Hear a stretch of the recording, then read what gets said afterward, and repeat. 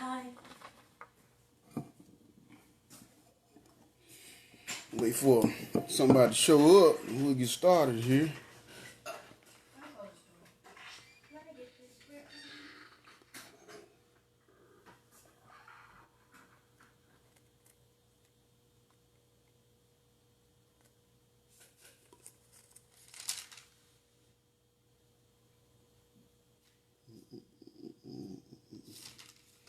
There we go. There's somebody in there. So I guess I'll go ahead and get started. How y'all doing today? This is John Stewart coming on behalf of River Lake Baptist Church for the Lost Sheep Ministry. Came here today to do a lesson with you all. The how you have success in the Christian life. How you doing, Daniel? Glad you joined me today. Of course, this is the Lost Sheep Ministry, and I always like to explain at the beginning so people understand why I present my lesson the way I do and why I do what I do. The whole point of this ministry is called the Lost Sheep Ministry. It goes to the story where Jesus was talking about how he would leave. What's going on? What up, Antonio, man? Good to see you, brother. Big Nut. Been a while, brother. Blessings to you, man. But again, I was talking about there's you can go to church. Anybody can go to church. Any educated person, they can go to church. Anybody that's doing their best to live right, they can go to church and get a blessing. But this ministry is aimed toward the people that don't necessarily go to church. It's actually toward the people that may not even be looking for God, don't even realize the importance of having God in their life. And that's the ones that I'm aiming for, hoping to reach out to. So that's why I present my lessons the way I do them. I kind of try to break them down and put them in just like regular English. I'm from North Memphis, of course, so I just put it in based on my experiences, the way I live my life, the things that I've been through.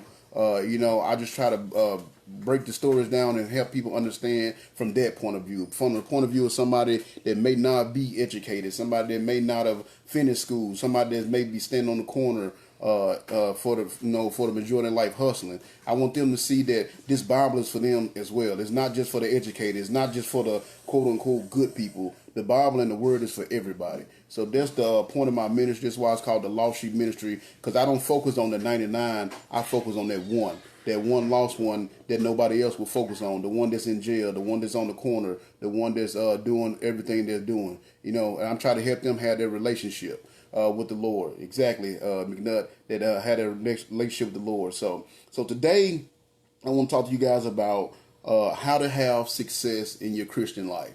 All right, now anybody that's a Christian or been a Christian know it's hard, especially today. It's hard to have success in that Christian life. It's hard to continue to walk that path. It's hard to continue to do what God wants you to do because there's so many temptations out there. It's so many things out there geared toward pulling you away from the Lord. Matter of fact, you look at this world, everything in this world, our entertainment, everything we do is geared toward pulling you away from the Lord. So it's very hard to walk that Christian life and live that Christian life and be good and do the things that the Lord wants you to do. So today I'm going to give you the key into having that successful Christian life. And really it goes down to two concepts, really. And I'm going to give you the concepts at the beginning, and then we're going to, as we go through the story, because today we're going to look at the life of David. Not the whole life of David, because David did a lot. It'd take me forever to do the whole life of David. But we're going to show the beginning of David's life. When David first came on the scene, we're going to look at that. And because of the way he came on the scene and where his heart was at, we're going to see that's why David was so successful. Because he had these two key elements. One, he always followed God's will. He had a willingness and acceptance of God's will, and he followed God's will. And two, he made God his priority. And that is the key to having a good Christian life. You got to make God your priority, and you got to be willing to follow his will. Wherever God takes you to, you got to be willing to go there. And see, that's why a lot of us have a problem in our relationship with God, because a lot of times the places that God wants us to go, the thing that God wants us to do is not necessarily the places we want to go or the things that we want to do for ourselves. So we so concerned about ourselves that we forget about the things that God wants us to do. And that's why we often don't have success, because, yeah, exactly, he was overlooked, and we're going to get into that. So we're going to focus on what do you need to do so you can have this successful Christian life, and that's what we're gonna go over today. And of course, like I said, it's gonna be we're gonna look at the beginning of the life of David. And the first chapter, now it's 3 chapters. Good thing about it is that the first chapter is more of his introduction. The second chapter is where most of the meat is going to come from. But the third chapter, we're going to see the success that he received because he had the faith and he stayed faithful to the Lord. So we're gonna go through those 3 chapters, and most of it is story. So it's gonna go fast, a little bit faster than what the lesson I did over the life of Samson the other day, which was a good lesson, but it was just really long, which I admit there. But I hope you all stayed tuned into it and checked it out. But today, like I said, we're going to look at when David comes on the scene. And you're going to see the characteristics just from these first 3 chapters in the life of David, why he was so successful, why he was the greatest king that Israel ever had. Yes, Solomon came along. He was the most prosperous king, but he wasn't the greatest king. And something I want y'all to understand, because a lot of time when you get to talking about David, the first thing people want to do, because that's just how this world is, the first thing they want to do, they want to bring up, oh, well, what about what he did with Bathsheba? So let me let you know something. And I've said this before on this forum, but I want to make sure y'all understand something. Being a Christian is not about being perfect. No, being a Christian is the matter of fact. Being a Christian is the opposite of being perfect. Being a Christian is you letting God know that, hey, I'm not perfect, so therefore I'm trusting in you and your righteousness and your perfection to get me to where I need to be. That's the part of being a Christian. So being a Christian don't mean you're gonna live your life flawless. You're never gonna have any problems. You're never gonna make a mistake. Being a Christian is you're gonna have mistakes. You know you're gonna make a mistake. You know you're gonna have a problem, but you put your faith and trust in Jesus Christ to get you through those problems, to help you bounce back from those mistakes. We've all made mistakes before, and you can't sit around and dwell on your mistakes. That's why being a Christian, you put your faith in Jesus Christ so he can get you there. So I want y'all to understand that, because when we talk about David and the greatness of David, the way this world is, they always focus on the negative. So the first thing they want to do, oh, well, he had sex with Bathsheba and then killed his boy, one of his boys. Yes, he did that. He made a mistake. You know what I'm saying? But he paid for his mistake. And when God, after God corrected him, guess what he did? He gave his heart back to God, and he did a mighty work for Israel. And he was one of the greatest kings that Israel ever had. And the reason why is because of these 2 keys of success I just talked to you about. One, he followed God's will. And the one time, like we said, the one time he got out of God's will, we saw what happened. He made a mistake. But for the most part of his life, he followed God's will, and he made sure that God was his priority. No matter what he had going on, God was always his priority. And we're going to see that in this story here today. So that's why I want to go over these first 3 chapters in the life of David, and it's going, as we go through these chapters, you're going to be able to see the keys that you need for a successful Christian life. So we're going to pray, and we're going to get started, okay? Dear Lord, our Heavenly Father, I come to you today as your humble servant. Thank you so much, first of all, for your grace and your mercy that you give upon us so freely, Lord.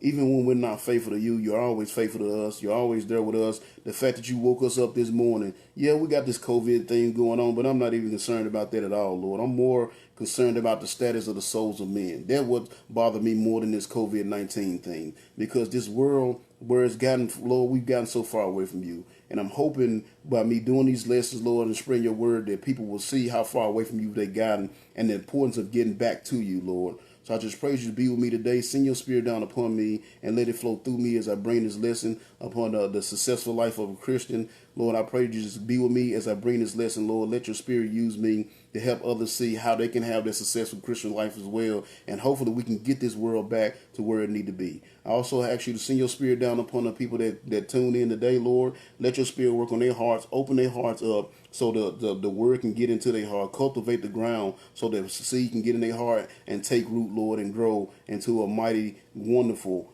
good Christian walk with you, Lord. I just ask you to watch over us as we go through this lesson. I thank you for your word that I'm able to bring today. And I just thank you for watching over me and using me and giving me this ministry and this responsibility of leading others closer to you. I just ask you to watch over us today. Pray everything that's said will be helpful. And I pray that your word will not return void. I love you and thank you for everything. And say this prayer in your wonderful son, Jesus' name. Amen. So, again, like I said, this lesson is about having a successful Christian life. And I hope that you guys will see the characteristic that David had and why he was so successful. So first we start off if you got your Bibles with you, I'm in 1 Samuel chapter 16, 17, and 18 is the chapters that we're going to do. Now, I also got to explain, I got a couple of new people with me today. I do believe wholeheartedly in the King James Version. I do.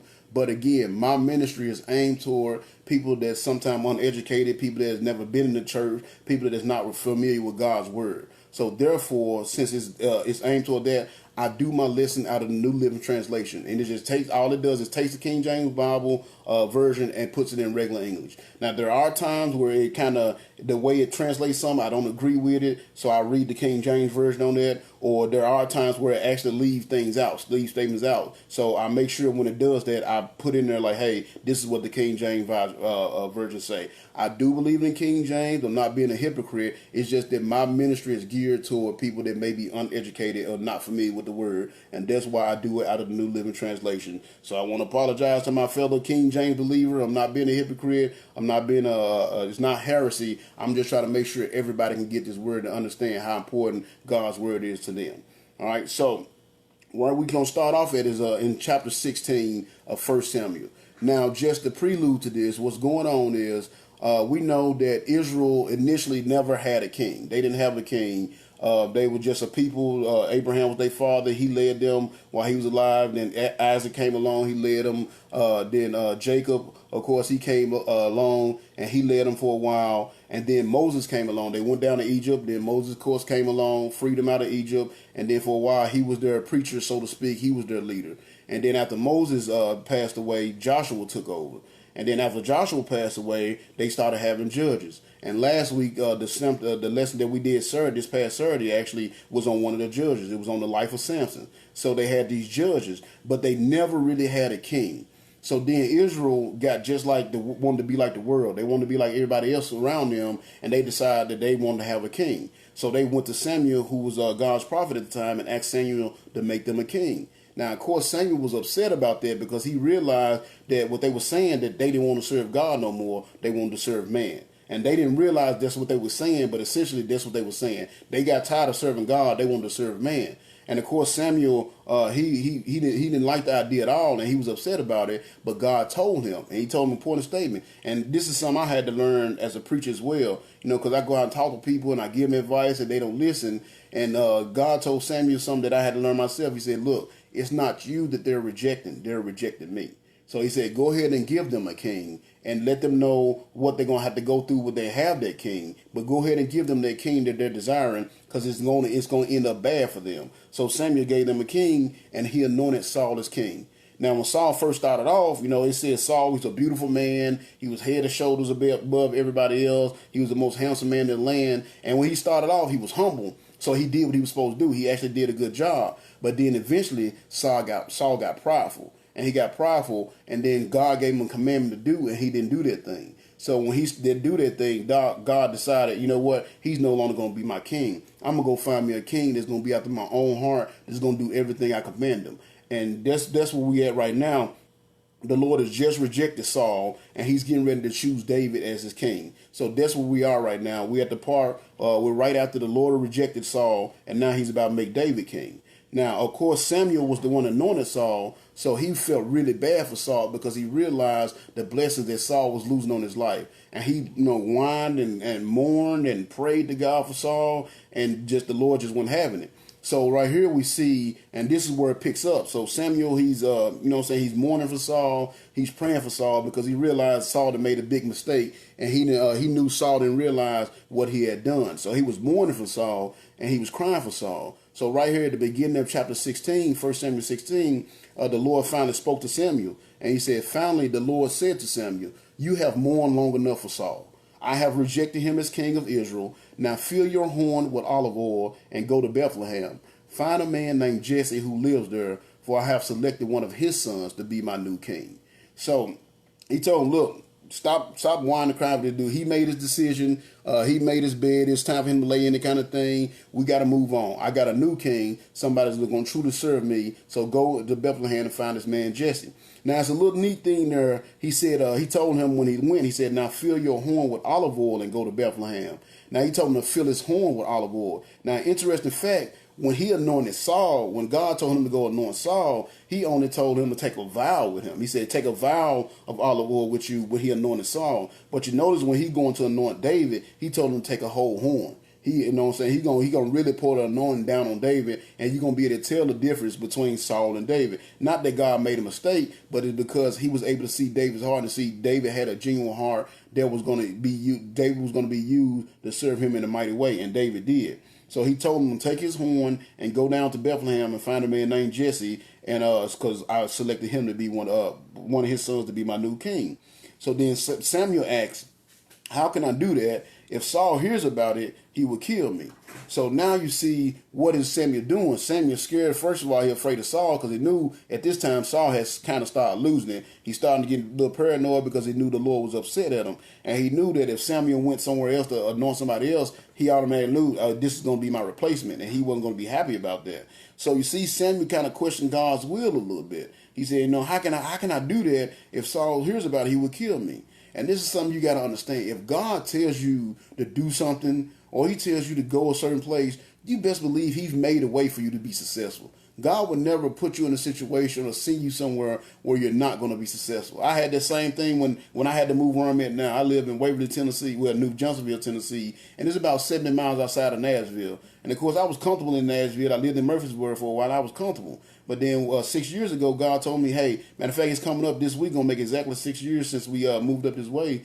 But the Lord told me, hey, I need you to move to this little small town, Waverly. And I was like, man, I don't want to go no Waverly. What am I doing Waverly? You know what I'm saying? I'm not even from the country. I'm a city boy. But I moved out here, and in the 6 years since I moved here, I've done more for the Lord in these 6 years than I had the whole 16 years that I've been giving my life to the Lord. These last 6 has been more productive for me because I went where God told me to go, and I did what God told me to do. So there you go. You see right there off top the importance of following his will. And so that's what Samuel did. He told Samuel, all right, take a heifer with you, because Samuel was, he was objected because he was scared because Saul was going to kill him.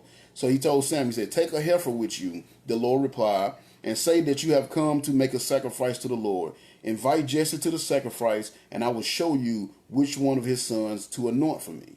So he told him, just take this heifer with you. So if anybody asks, because the thing you got to understand, Samuel was an important man. Everybody knew that he was a man of God. And a lot of time when Samuel came around, he was pronouncing judgment. Because, again, Israel wasn't doing the things they were supposed to be doing at the time. So when Samuel came, a lot of times it wasn't always a good situation when you saw him come up. And we're going to see that when they see him coming, they're going to get afraid. So it's when he walked into town, it was going to be a big deal. And he knew Saul was going to find out that he had been there. So that's why the Lord told him, look, take a heifer with you and just say you come to make a sacrifice, but then invite Jesse to the feast, the sacrifice, and bring his sons with him, and I show you which one they'll anoint. Because notice he didn't just say, go pick one of Jesse's sons. He said, I'm going to show you which one I want. Because God have a specific purpose for everybody. Everybody has that purpose. Every life is precious to God, and every life has a purpose to it. And you got to understand that. And a lot of times the reason why we're so depressed in this world is because we're not living according to God's purpose for our life. That's why we don't really have that success, because we have a tendency of not wanting to follow God's will. And that's why we don't have this success. So he told him, you're going to go there, you're going to have do the sacrifice, but I'm going to show you the one I want. You're not going to go pick yourself. I'm going to show you the one I want, because I'm going to look at him a different way than you're going to look at him. So then when he said that, he said Samuel did as the Lord instructed him. So finally, after the Lord broke it down to him, Samuel did what he was told to do. And he went down there to find Jesse. You know what I'm saying? So Samuel did as the Lord instructed him and said, but when he arrived at Bethlehem, the leaders of the town became afraid. What's wrong, they asked. Do you come in peace? So again, you see how when the man of God showed up, man, they like, we must have been doing something. He come to get on us. He come to announce some judgment. Everybody have a purpose. That's right. You know what I'm saying? But he came to, they was afraid because, again, they knew they was doing stuff they weren't supposed to be doing. They was worshiping idols. They were doing all kind of things they weren't supposed to be doing at the time. So they was afraid that he was coming to pronounce judgment on them. When really he wasn't coming to pronounce judgment on them. He was coming to anoint David as king. So then when he came to lead a storm, they got afraid, and they said, are you here in peace? And Samuel told them, said, yes, Samuel replied, I have come to sacrifice to the Lord. Purify yourself and come with me to the sacrifice. Then Samuel performed the purification rite for Jesse and his sons and invited them too. So you notice, not only did they go to do the sacrifice, they was on their way to do the sacrifice and to come before the Lord. You notice they had to go correct. And that's another thing that we don't do. A lot of times we go into the Lord's house and our heart and our mind is not even right. We step into the Lord's house and we thinking about something that such and such did to us the other day. We thinking about, holding a grudge against one of our brothers and sisters. And you notice he told them, they had to purify themselves first. In other words, get your mind right first so we can make this sacrifice. And that's what all we should always try to do. When we know we about to go into the front of the presence of the Lord, we about to go to the Lord's house, get your mind right first. This is something I do, me and my family, and I'm not just saying this just to be saying it, but this is something I do, me and my family. When we on our way to church, we pray on the way to church. And I always ask the Lord, Lord, send your spirit down, just like y'all heard me pray before I started this. Send your spirit down upon us, get my heart and mind ready so I can receive your word. Because if your heart and mind is not in the right place, then no matter what the preacher's saying, no matter how good it is, no matter how much wisdom he's giving, you're not going to be accepting because your heart and mind is not in the right place. So that's what he did. He got them purified. He got them their hearts and mind in the right place because he knew they were going to go and come before the Lord, because the Lord was going to arrive that day and show Samuel who he needed to anoint to be king. Now, when they arrived, Samuel took a look at the older son. Now, I'm going to let y'all know, I'm no theologian. I didn't go to school for this. The Lord called me out of my knuckleheadedness and told me to start preaching. So I'm going to do my best to pronounce these names and these cities and stuff, but don't laugh at me if I don't get it right. And I don't need a million comments saying, you didn't pronounce it right, because I'm telling you right now, I didn't go to school for this. So I struggle with the names and all these cities, just these weird names, just like y'all do. All right, so I just want y'all to know that. So, they got themselves right. They got ready to go before the Lord, and they went to make the sacrifice. So it said when they arrived, Samuel took one look at Eliab and thought, surely this is the Lord's anointed. But the Lord said to Samuel, don't judge by his appearance or his height, for I have rejected him. The Lord doesn't make decisions the way you do. People judge by outward appearance, but the Lord looks at a person's thoughts and intentions. In other words, he looks at your heart. See, that's what we do in this world. You know what I'm saying? We see somebody, that looked like a good person. He, he talked the talk, he walked the walk and all that. But the Lord sees in a person's heart. Now, you can put up a front and a facade before me. Now, you can easily fool me to thinking that you're a good Christian person. You can easily fool me to think that you this and that, but you can't fool God. And see, so obviously when Eliab walked in, he had this look about him that was Samuel like, oh, surely that's got to be him. You know what I'm saying? He was handsome. He was tall, probably strong. He ended up being in Saul's army, so I'm pretty sure he had a big, nice athletic build. So Samuel was like, oh yeah, this got to be him. This I got to be him. But the Lord said, no, I've rejected him. You know why? Because the Lord knew what was in his heart. The Lord knew he didn't have the heart to do what God wanted him to do, and that's why he rejected him. So he said, no, I have rejected him. He said, don't look at his height. Don't look at how somebody present themselves. See what's in their heart. If somebody, like for instance, somebody was talking to me about my videos, they're like, man, your video's so long, people don't pay attention. They ain't gonna pay attention for that long. You should shorten them up. And my thing is, when I do this, man, I want to make sure that people understand what I'm talking about. I want to make sure they understand the word. I don't just do this so, if I shorten it up, I get more likes or I get more views. No, I do this for people that's truly looking for the Lord. If you truly looking for the Lord, you truly want to build your relationship with the Lord, then I don't care if I put an 8-hour video on here. If I'm spitting some real stuff and the Lord will touch your heart, you're going to listen to that whole 8 hours.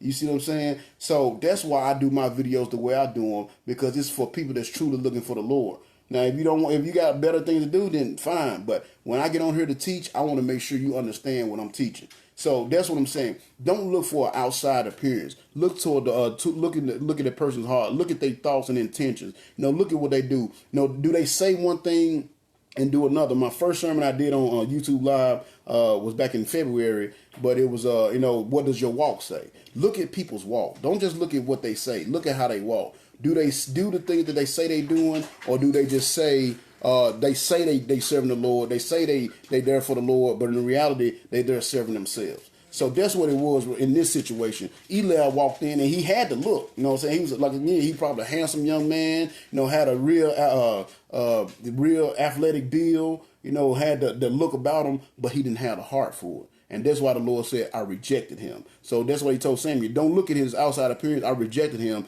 because his heart is not in the right place.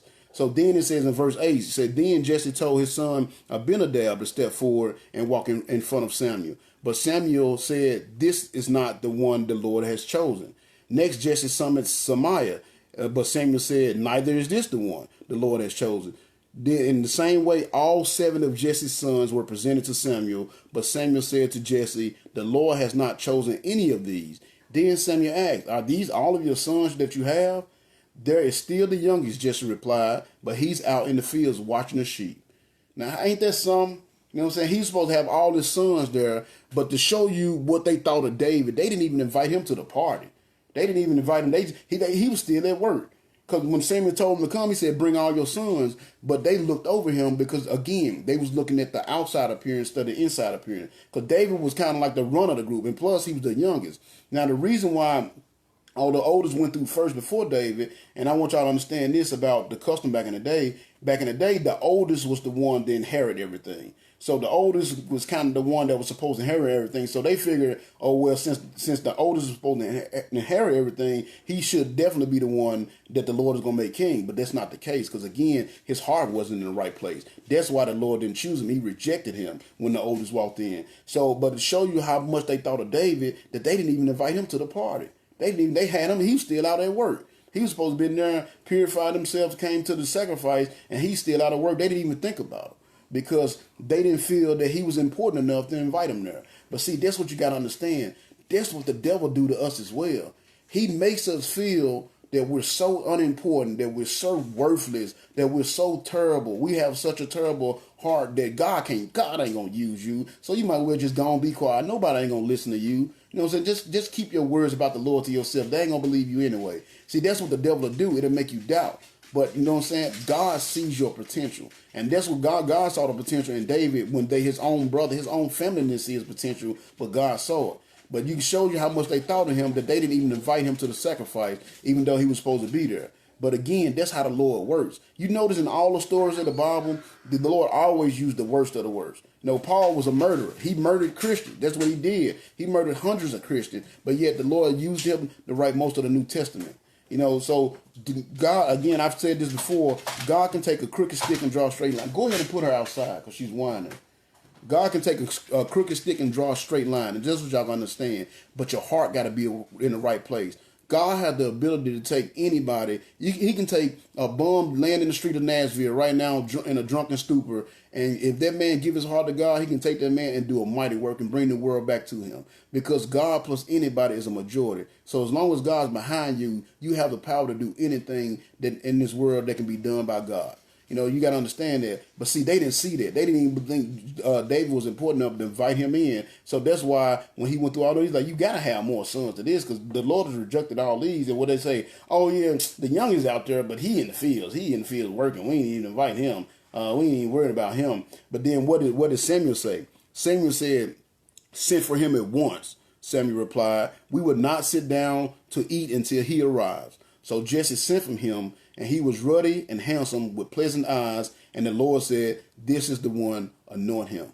So you notice the comparison between David and Jesus, because, of course, Jesus came from the lineage of David as far as his fleshly parents were concerned. But you notice it always said about Jesus, the stone that was rejected by the builders has become the cornerstone. So the same thing kind of happened with David. He was rejected by brothers and family, but he's going to end up being the greatest of the family and one of the greatest kings that ever lived in the nation of Israel. So you see that. So he came in, and when Samuel saw him, the Lord told him, this is the one I want. See, because it's not about human perspective. It's not about us doing what we want to do. It's not about us. It's not about from our perspective. When we look at things, we see, oh, well, this got to be him. He's the biggest. Why do you think we celebrate celebrities so much? Because they're the biggest, the strongest, the fastest. You know what I'm saying? But a majority of these cats, if you really got to know them, are some horrible people. And we shouldn't be people that we got our kids modeling themselves out there. You know, it shouldn't be the people that we got our kids looking toward. But we do because they're the biggest, they're the strongest, they're the richest. And see, that don't mean that their heart is in the right place. And if you put your faith in people like that, it'll lead you in the wrong direction. And that's what Samuel was trying to do. He was trying to put his faith in the most handsome one. You know, he was the nicest looking one. But the Lord said, nope, that ain't him. So when they brought in the baby of the family, then he said, that's him right there. Because the Lord knew David's heart. And we're going to see that as the story goes on. So then it says, so as David stood there among his brothers, Samuel took the olive oil he had brought and poured it on David's head. And the Spirit of the Lord came mightily upon him from that day on. Then Samuel returned to Ramah. So you see, so not only did David just get anointed over his brothers, he did it in the presence of his brothers. So you know they had to be upset. Because again, according to the custom, the oldest one was supposed to inherit everything. The oldest one was supposed to want to get the power. If anybody was gonna get the power, it should have went to the oldest or maybe the second oldest. But for it to go to the baby of the family, oh man, they was upset. And we're gonna see it later on that they're gonna have some hostility toward David because of that. Now David didn't do nothing. All David did was what he was supposed to do, which was be faithful to the Lord. That's all David did. He was faithful to the Lord, and the Lord chose him because the Lord knew his heart. So he just got anointed and told he was going to become king. Now, the next lesson, the next paragraph, you see David comes into the palace, but he don't come into the palace as the king. You know, and that's what we expect. We expect as soon as we get saved that all of a sudden God going to open up heavens for us and rain down all his blessings and all of our problems going to go away and we're going to get everything we ever wanted. And that's not how it works.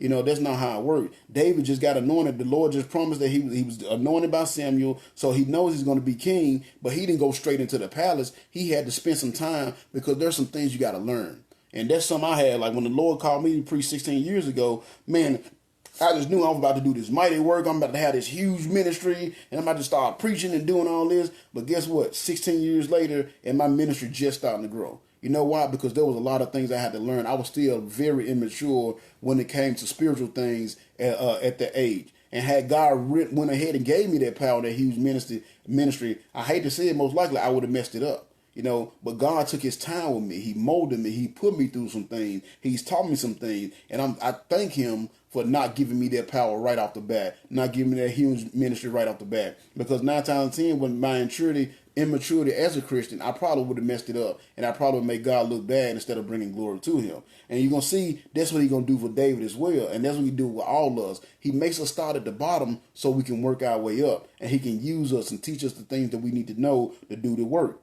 So now, in verse 14, it says, "Now the Spirit of the Lord had left Saul, and the Lord sent a tormenting spirit that filled him with depression and fear."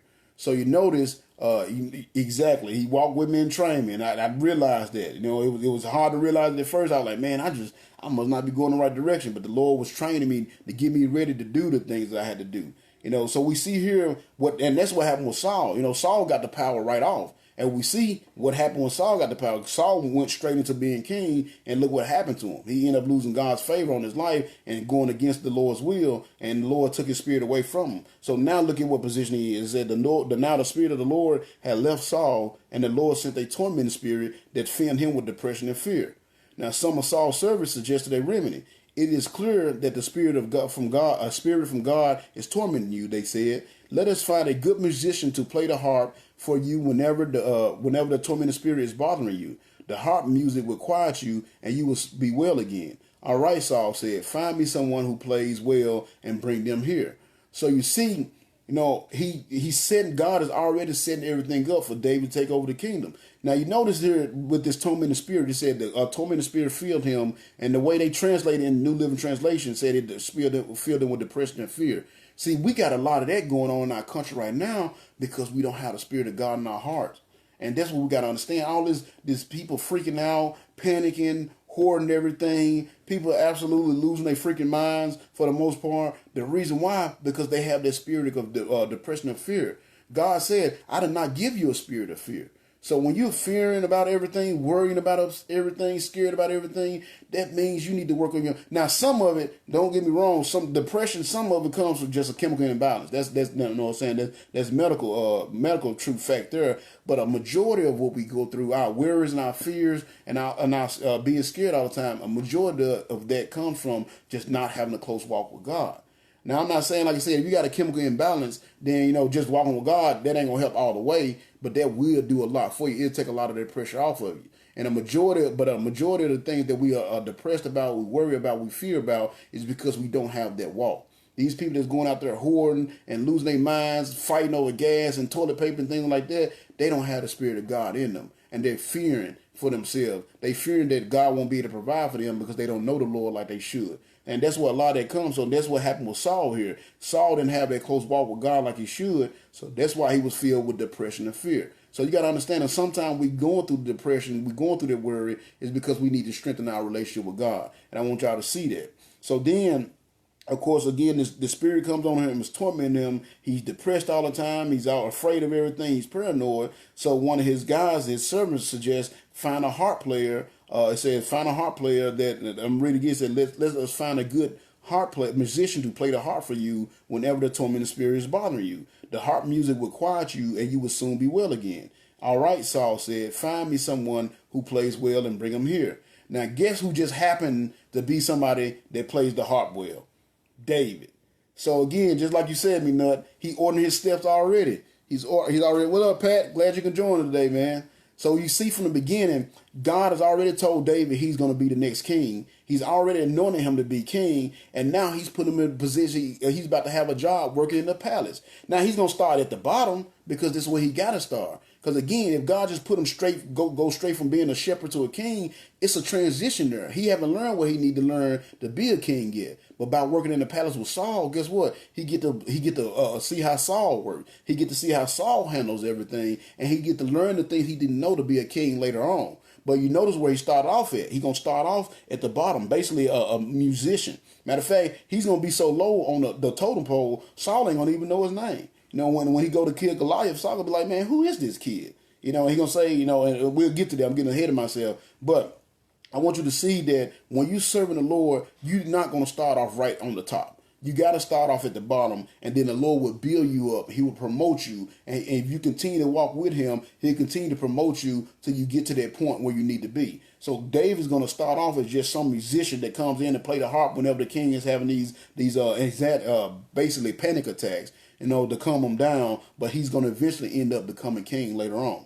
So it says, so it says, all right, Saul said, find me someone who plays well and bring him here. So guess what happened? It shows you how the God is setting everything up, setting his will up. It says, one of the servants of Saul said to Saul, the son of Jesse is a talented harp player. Not only that, he's brave and strong and has good judgment. He's also a fine looking young man. And then get this, check out what it says. And the Lord is with him. You see what I'm saying? The Lord is with him. See, that's why he had the favor. Hey, Ashley, glad you can join me. See, that's why he had favor on his life, and that's why we see David, and it goes back a little bit to what we talked about with Daniel. You know, Daniel was able to be so successful because he had God's favor because he was faithful to the Lord. And it's the same that's going to work out with David here. And we're going to see how David going to come to get elevated in the kingdom because of his faithfulness to the Lord. So that's what he told him. You know, just so happened Saul was looking for a harp player, and just so happened David knows how to play the harp. But and you got to understand, the guy that suggested David, it ain't like he was just some regular dude. It ain't like he was just some dude that was hanging around the community. He was one of the king's servants, so he worked in the palace. But David was such a faithful man. He had such a great Christian walk. You know, of course, Jesus Christ hadn't came yet, but he was serving God so faithfully that one of the king's servants knew that he was a man of God. Because look what he said. He said, one of the servants said to Saul, the son of Jesse is a talented harp player. Not only that, he's brave and strong, has good judgment, and he also is a fine-looking young man, and the Lord is with him. See, this goes back to that sermon I did, one of the first, again, what does your walk say? See, David was walking in a way that showed that he was faithful to the Lord. He was walking in a way people knew just by seeing him, the way he carried himself, the way he behaved, the way he acted. They knew that he was a man of God. So when you look at your life and your Christian walk, can people say the same about you with the way you walk? Now, this is one of the king's servants knew. David was so faithful. He had such a great walk with the Lord that one of the king's servants knew. And he said, hey, this kid David, he can play the harp and God is with him. So then it says, Saul sent messengers to Jesse to say, send me your son David, the shepherd.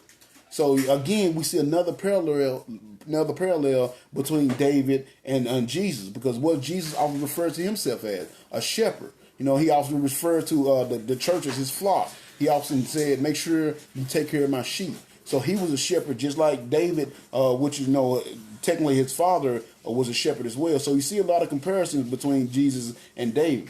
But David was a shepherd, and that's why he said, send me my shepherd. Because what does a shepherd do? A shepherd take care of the flock. They'll lay their life down for the flock. They make sure the flock is protected because the flock needs that. We're all lost sheep running around here, to be honest. You know what I'm saying? And if you get to following the wrong shepherd, it'll end up in death. So you got to make sure with whoever you're following is the right shepherd. Because if you're not following the right shepherd, it'll lead you down the wrong road. But David was a good shepherd. And we're going to see that David was a good shepherd because that's why he made such a good king, because he was such a good shepherd. So Saul sent to David and said, "Send David your son." Now you got to understand that and show you how God works. He had just got anointed like a week before to be king. And right after he get anointed, he gets a call from the current king saying, "Hey, come walk in my work in my palace." So you can see God's will. God has already set him up. He's already put him in a position to be successful. So that's what you got to understand.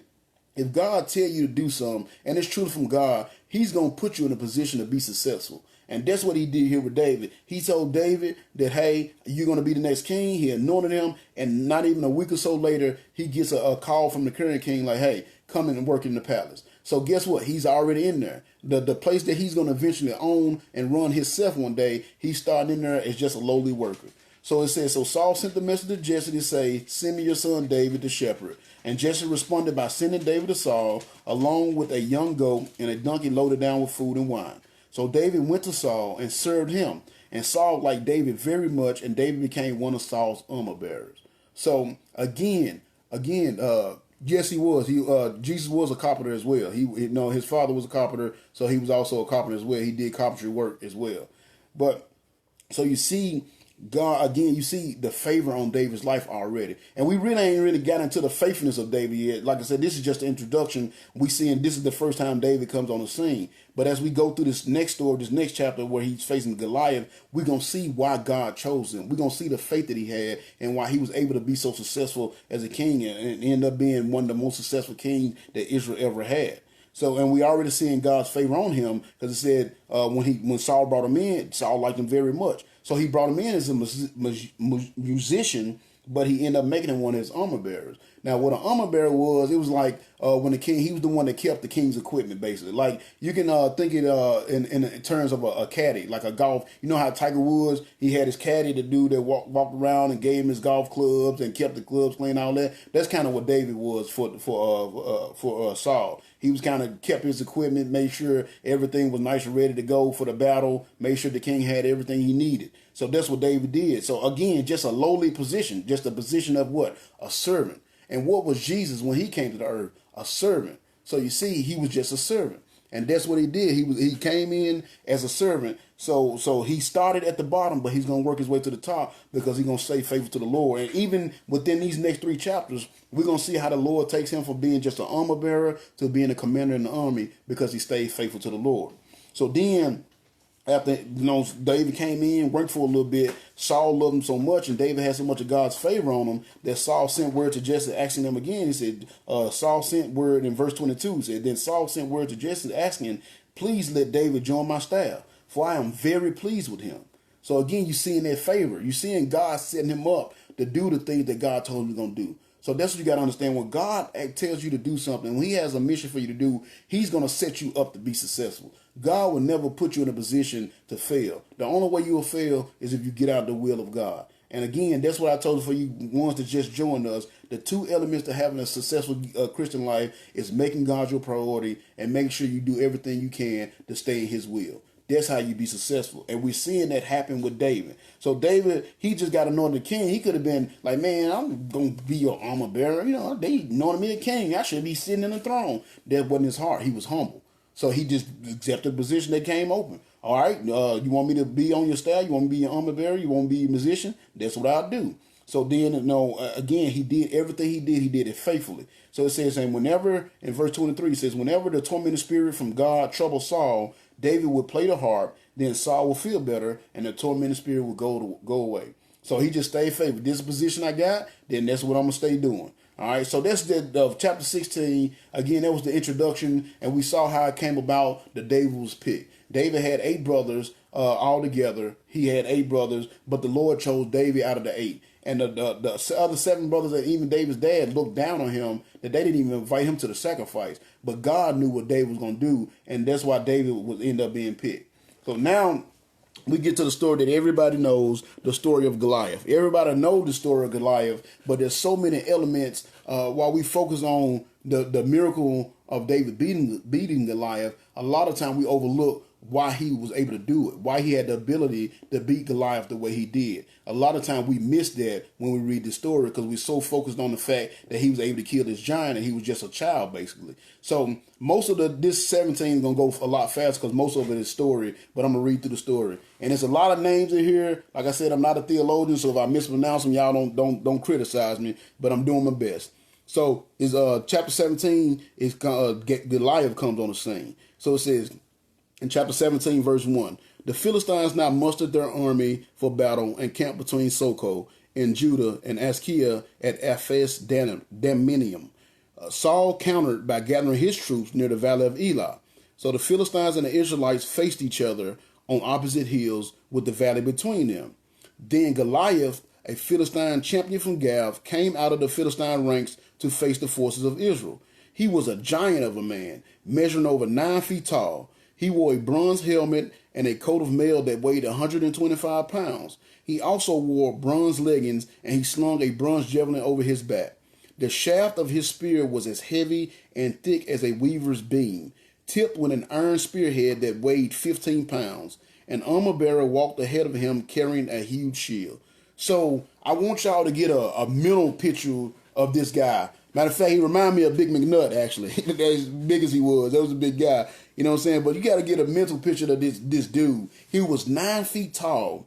And his equipment that he just wore for battle was about 200 pounds altogether. Because if you add the coat of mail was 125 pounds itself. The bronze helmet, you know, that weighed at least 5 or 10 pounds. The javelin he used the fight was at least 20 pounds. So this guy's walking around and he got 200 pounds of crap on him and he's just walking around like it ain't nothing. That's how much of a monster this dude was. So you got to understand that, try to get a picture of that. And this is what David is about to go up against.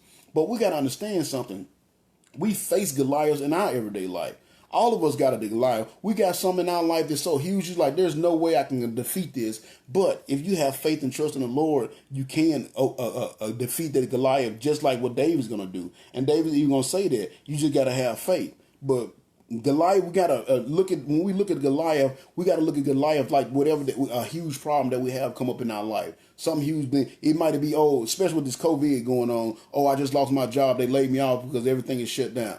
You know, it's some huge problem in your life that you facing that you think you can't get through. But if you keep your faith and trust in the Lord and just do what the Lord wants you to do, you will be able to get through it. You will be able to defeat that giant of a problem that's in your life. So we got this huge dude. Again, I just want to read his description because, it's just magnificent. Think about it. 9 feet tall, a bronze helmet, a coat of mail that weighed 125 pounds, bronze leggings, slung a bronze javelin over his back. The shaft of the spear was as heavy and thick as a weaver's beam, tipped with that iron spearhead that weighed 15 pounds. And then on top of that, he had this huge shield that he carried with him. So, this was a monster that came up before them. So then when he came out, in verse 8, it said, Goliath stood and shouted across to the Israelites, "Do you need a whole army to settle this? Choose someone to fight for you, and I will represent the Philistines. We will settle this dispute in single combat. If your man is able to kill me, then we will be your slaves. But if I kill him, then you will be our slaves." Then get this. This is where he messed up at. He said, "I defy the armies of Israel. Send me a man who will fight for me." Now I want y'all to understand why that's significant. Because the army of Israel was known as the army of God. Because you got to understand at this point, this is after Israel, after they had left Egypt. So everybody around them knew that God was with them. They knew how the God parted the Red Sea and brought them through. They knew about all the plagues that he brought down on Egypt that freed them from the land of Egypt. They knew about how they walked around the walls of Jericho until the walls of Jericho came crumbling down and they was able to take over their city. They knew that God was with them. So for him to defy the armies of Israel, basically what he was doing, he was defying God. That's what he was doing. This is like when these atheists come in today's time, this would be the equivalent of these people getting on TV saying, we evolved from monkeys. The world is millions of years old when the Bible clearly says that it's not. That's what happens. That's what this is. He's defying God. I defy the armies of Israel. In other words, he defying God. You see what I'm saying? So I'm telling you, yeah, exactly. That's right, Ashley. That the Heat tolerance was crazy. So that's what's going on here. He's not just defying the armies of Israel. He's defying God himself in the things that he's saying and the way that he's behaving. So I want to make sure y'all understand that. And we're going to see how that comes into play. That's what's going to upset David and why David going to jump into the fight. Because you got this man coming over here defying God, defying the armies of Israel. And people knew, again, Israel was known, the army of Israel was known as the army of God. So for him to defy the armies of Israel, he was defying God himself. So it says, when Saul and the Israelites heard this, they were terrified and deeply shaken. Now, these are soldiers. They supposed to be soldiers for God. But yet, you got this pagan, this atheist come up and start talking about God, talking about how he defied the armies of God, and he strut his stuff in front of them, and they get afraid. But we do the same thing. It's easy to say, hey, Jessica, what's going on, girl? That's my little sister there. I'm glad she's watching. But it's easy to say, oh, man, they were some cowards. But we do the same thing. When we see people on TV doing things they're not supposed to do, when they on TV talking about evolution, when they on TV talking about the Bible is fake, do we rise up? Do we cancel that up? When they on TV talking about abortions are legal, do we rise up and go fight for that? No. A lot of us just, God to take care of it. We don't have no fight in our heart to do the things of God, but yet these people do the same thing to us. The same thing that Goliath was doing to the armies of Israel, that the people are doing to us when we cut on our TV and they talk about evolution. When we cut on our TV and they say it's some atheists on there teaching that God is fake. Is when they saying the world is millions and billions of years old, and the Bible says that the world is between 6,000 and 10,000 years old. See, when we allow that to go on, we doing the same thing that this army of Israel was doing, letting this man defy God. So I want y'all to understand, before we judge the Israelite army, we need to look at ourselves and understand that we're doing the exact same thing these days when we're letting all this stuff go on. When they say homosexuality is right and people have a right to get married, homosexuals have a right to get married, that's defying God. That's doing the same thing that Goliath was doing. So we got to understand that we can't judge the army of Israel by what they did, because we do the same thing when we allow these things to happen. I'm telling you, something I did myself. And I had to stand up for it. I used to like to watch the show Family Guy. Anybody know Family Guy know it's a terrible show, but it was funny. I love Family Guy. And I used to watch it, watched it with my kids, because I figured the kids, they were young, they didn't get a lot of the stuff that was inappropriate. So I didn't think it was a big deal. But guess what? One day they crossed the line. Now, normally Family Guy, they mess with everybody. They mess with everybody. But one day they had this episode, and it was called The 2,000-Year-Old Virgin. And basically in the episode, Jesus was there, came into the episode, and he was talking about how he was a virgin.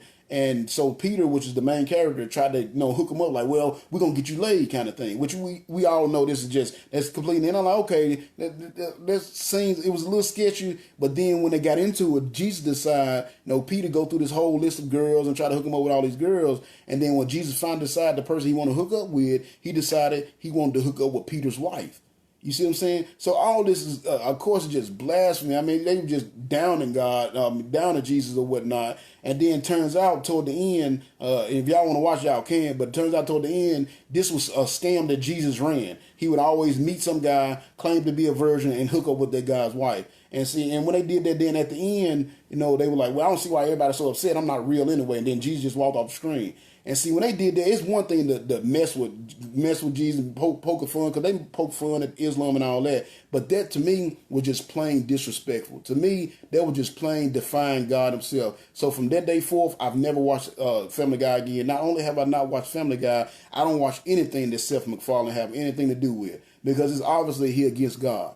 So, of course, I didn't go protest or do anything like that, but I make sure that he's not going to be successful because of me or my family. My kids are not allowed to watch. Now, what they do when I'm not around, I don't know. They probably do because they're hard-headed, how kids are. But I don't watch it. I don't put any effort toward doing anything or support anything Seth MacFarlane doing, because he was defying God. So do we have that fight in us? When we have these people on TV, saying all this immorality is the right way to go, we should be rising up and doing something about it, but we don't.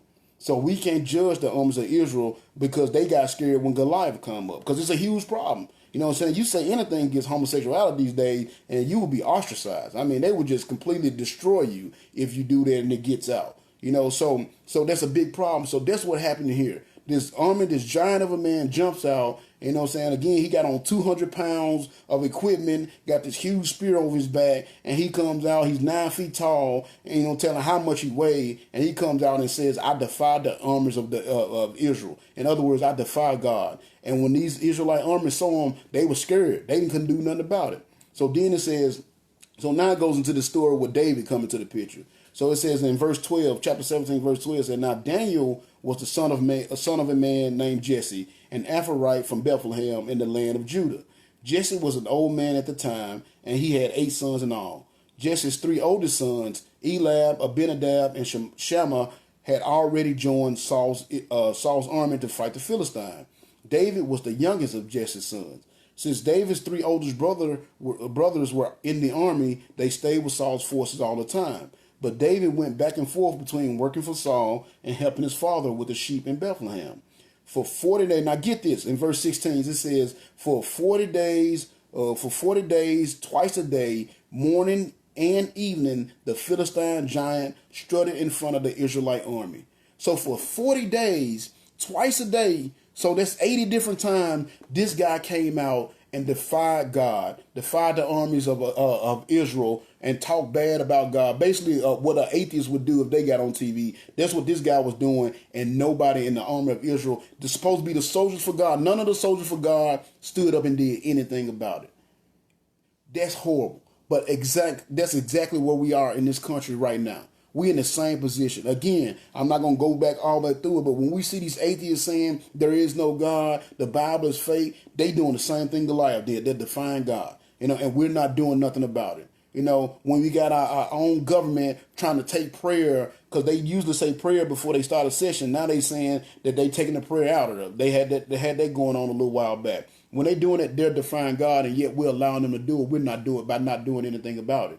When you got people on TV saying we evolved from monkeys, that's defying God, and we're not doing anything about it because we still let our kids go to school and read textbooks that's saying the world is 1,000,000 years old and we evolved over millions and billions of years. That is defying God, and we're not doing nothing about it. Same as this army here. This guy went out for 40 days, day and night, defying God, and nobody from the army of God did anything about it. That's why this country is in the position that it's in now. Because we got an army full of soldiers that's scared to do anything about the big problem or to do anything to defend the honor of God. Instead, we just sit back on our hands and say, well, I'll pray about it. I'll let God do it. You know why I do these messages right now, while I'm doing this Facebook Live? Because I'm trying to do my part to get people excited about doing something for God. I'm trying to do my part to help fight back the devil, to help fight for God, to restore honor and glory to God's name. I'm doing my part, but I can't do it by myself. We all got to come together and realize how important it is to start doing stuff for God. Because if we don't, we're going to let it go just like this man did. He went for 40 days, 40 nights, for 40 days, twice a day, defying God, talking bad about God, blaspheming against God. And they just let him do it, and yet they supposed to be the army of God. We do the same thing, so don't judge. So then it says, and again, we're seeing how God's will is just coming to play and how he's constantly putting David exactly where he need to be to do the work he got for him to do. So in verse 17, it says, chapter 17, verse 17, we're in 1 Samuel for those that just joined. It said, one day Jesse said to David, take this half bushel of roasted grain and these 10 loaves of bread to your brothers, and give these 10 cuts of cheese to their captain. See how your brothers are getting along, and bring me back a letter from them. David's brothers were with Saul and the Israelite army at the valley of Elah, fighting against the Philistines. So David left the sheep with another shepherd and set out early the next morning with the gifts. He arrived at the outskirts of the camp just as the Israelite army was leaving for the battlefield with shouts and battle cries. Soon the Israelite and the Philistine forces stood facing each other, army against army. David left his things with the keeper of supplies and hurried out to the ranks to greet his brothers. As he was talking with them, he saw Goliath, the champion from Gath, come out from the Philistine ranks, shouting his challenge to the army of Israel. So what happened? You got a man that was faithful, came out and he saw that problem.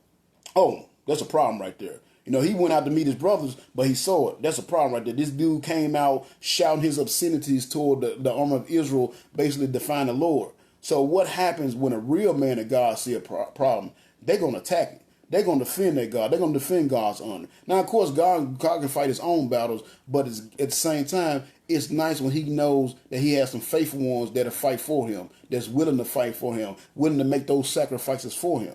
So that's what had happened. That's when David, as soon as David saw it, he knew this was a problem. And he couldn't stand for it. He wasn't going to stand for it. So it said, now when David saw it, it caught his attention immediately. And when the army saw it, it said as soon as the Israelite army saw him, they began to run away in fright. So you see where their faith was at. They didn't have the faith that God would give them the strength they need to win this battle. Their faith wasn't in the Lord like David's was. David saw it and he saw immediately that's a problem.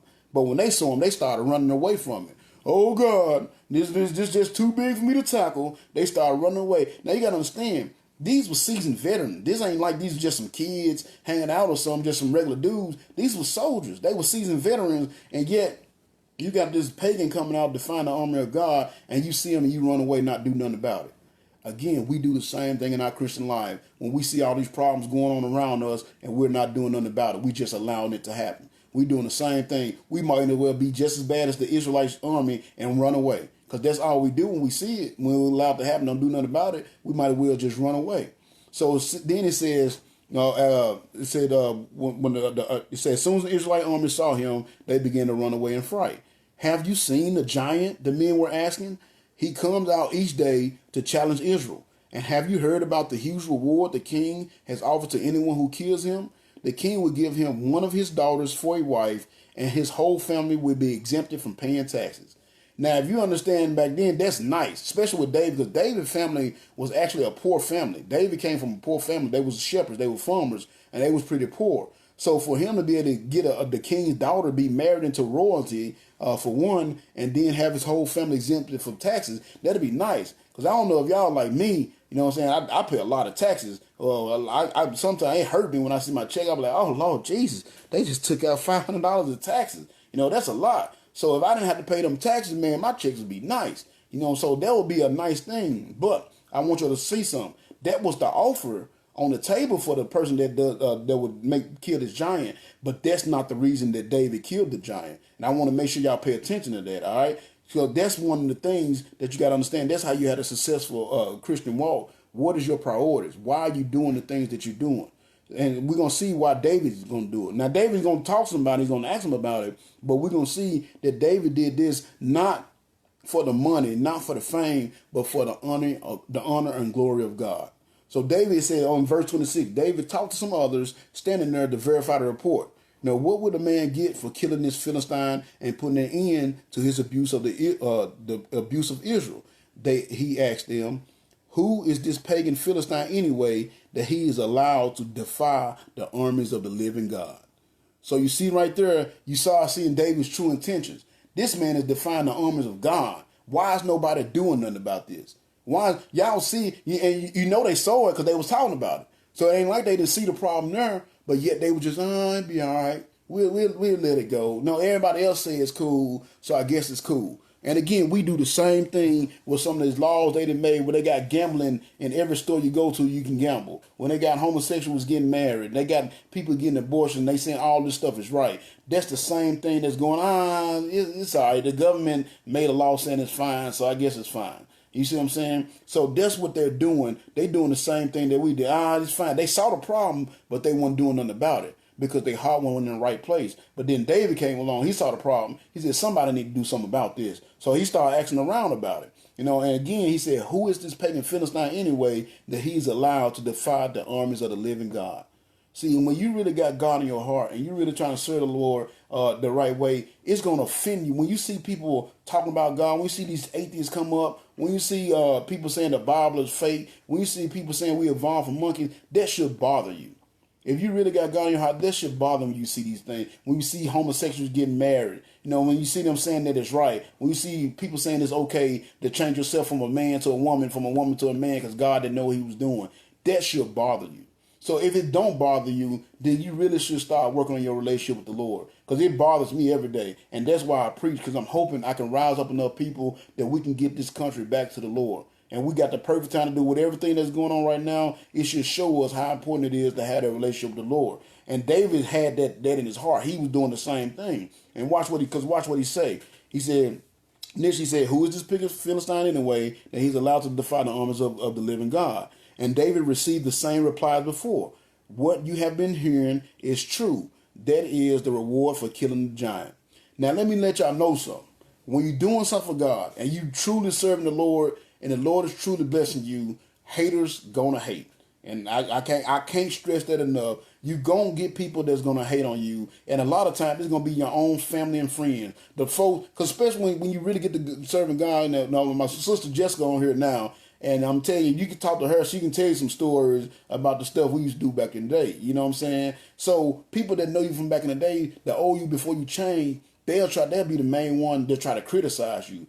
I know you ain't talking about this and that, with what you used to do. They'll be the main ones to try to bring up your past, and they will be the main ones that hate on you. And the same thing is gonna happen here with David. David out here, he's questioning because he's trying to find out, like, man, can we really get these things if I kill this giant?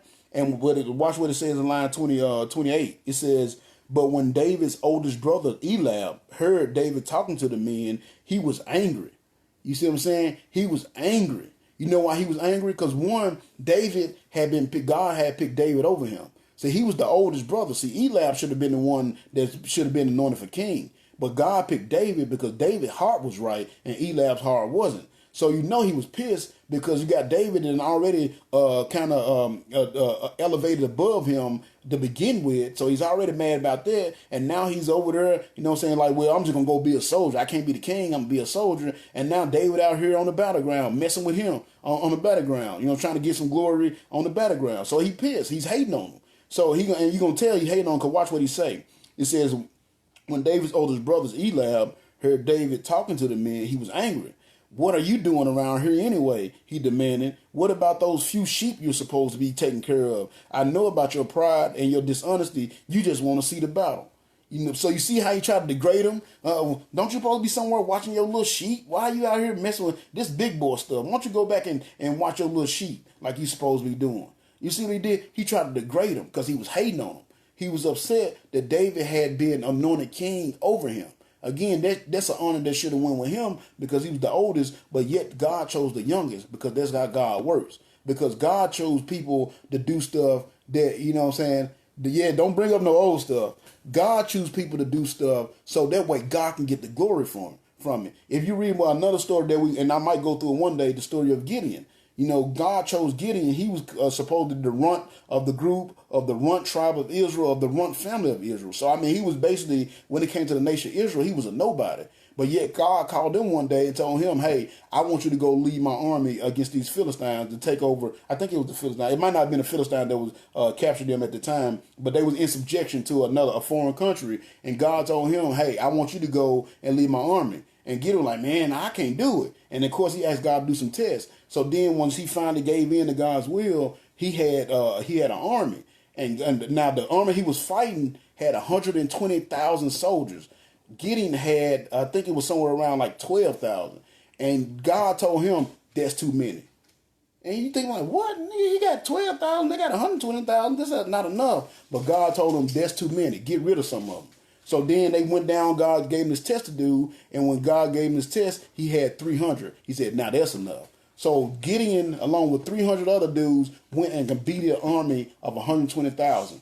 And see, the reason why he did it like that, because he was able to say, because God was able to get the glory. Gideon couldn't take glory for that, because it ain't no way in the world he was going to be able to do that. God was in that. So that's why David was picked, because God wanted to be able to get the glory from that. And that's why he picked David. So, and his brother was upset about it, so he hating on him. Man, what you doing here? Don't you supposed to be out there with your little sheep? Why are you even out here anyway? So then David said in verse 29, now I'm going to read the King James Version on this, and the way they interpret it says, what have I done now? David replied, I was only asking a question. But in verse 29, this is actually where the lesson comes from. This is very important because this is one of the keys to having a successful life. It said in verse 29, the King James Version, it said, and David said, it says, brother, I'm going to read what his brother said. He said, why comest thou hither, and with whom hast thou left those few sheep in the wilderness? I know thy pride and thou naughtiness of thine heart, for thou art come down that thou may seest the battle. And David said, what have I done now? Is there not a cause? Is there not a reason? Does somebody not need to be doing something about this? This man is sitting here defying God, and nobody's doing. Is there not a cause? See, that's why David was successful, because doing the Lord's work was his cause. The reason why David got up every day, the reason why David was faithful in everything he did, the reason why David was successful in everything he did, because everything he did was for the Lord. That's the key to having a successful life. Like I said, making God your priority and walking in God's will. So when David was out there and his brother got on him, he said, is there not a cause?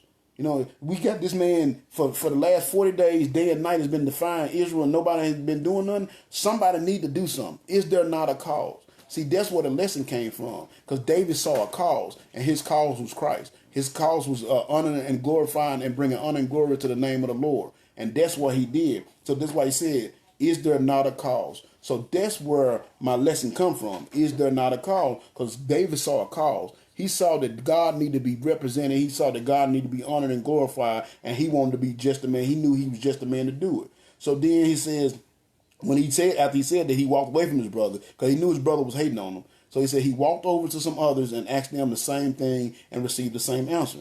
Then David's question was reported to King Saul, and the king sent for him.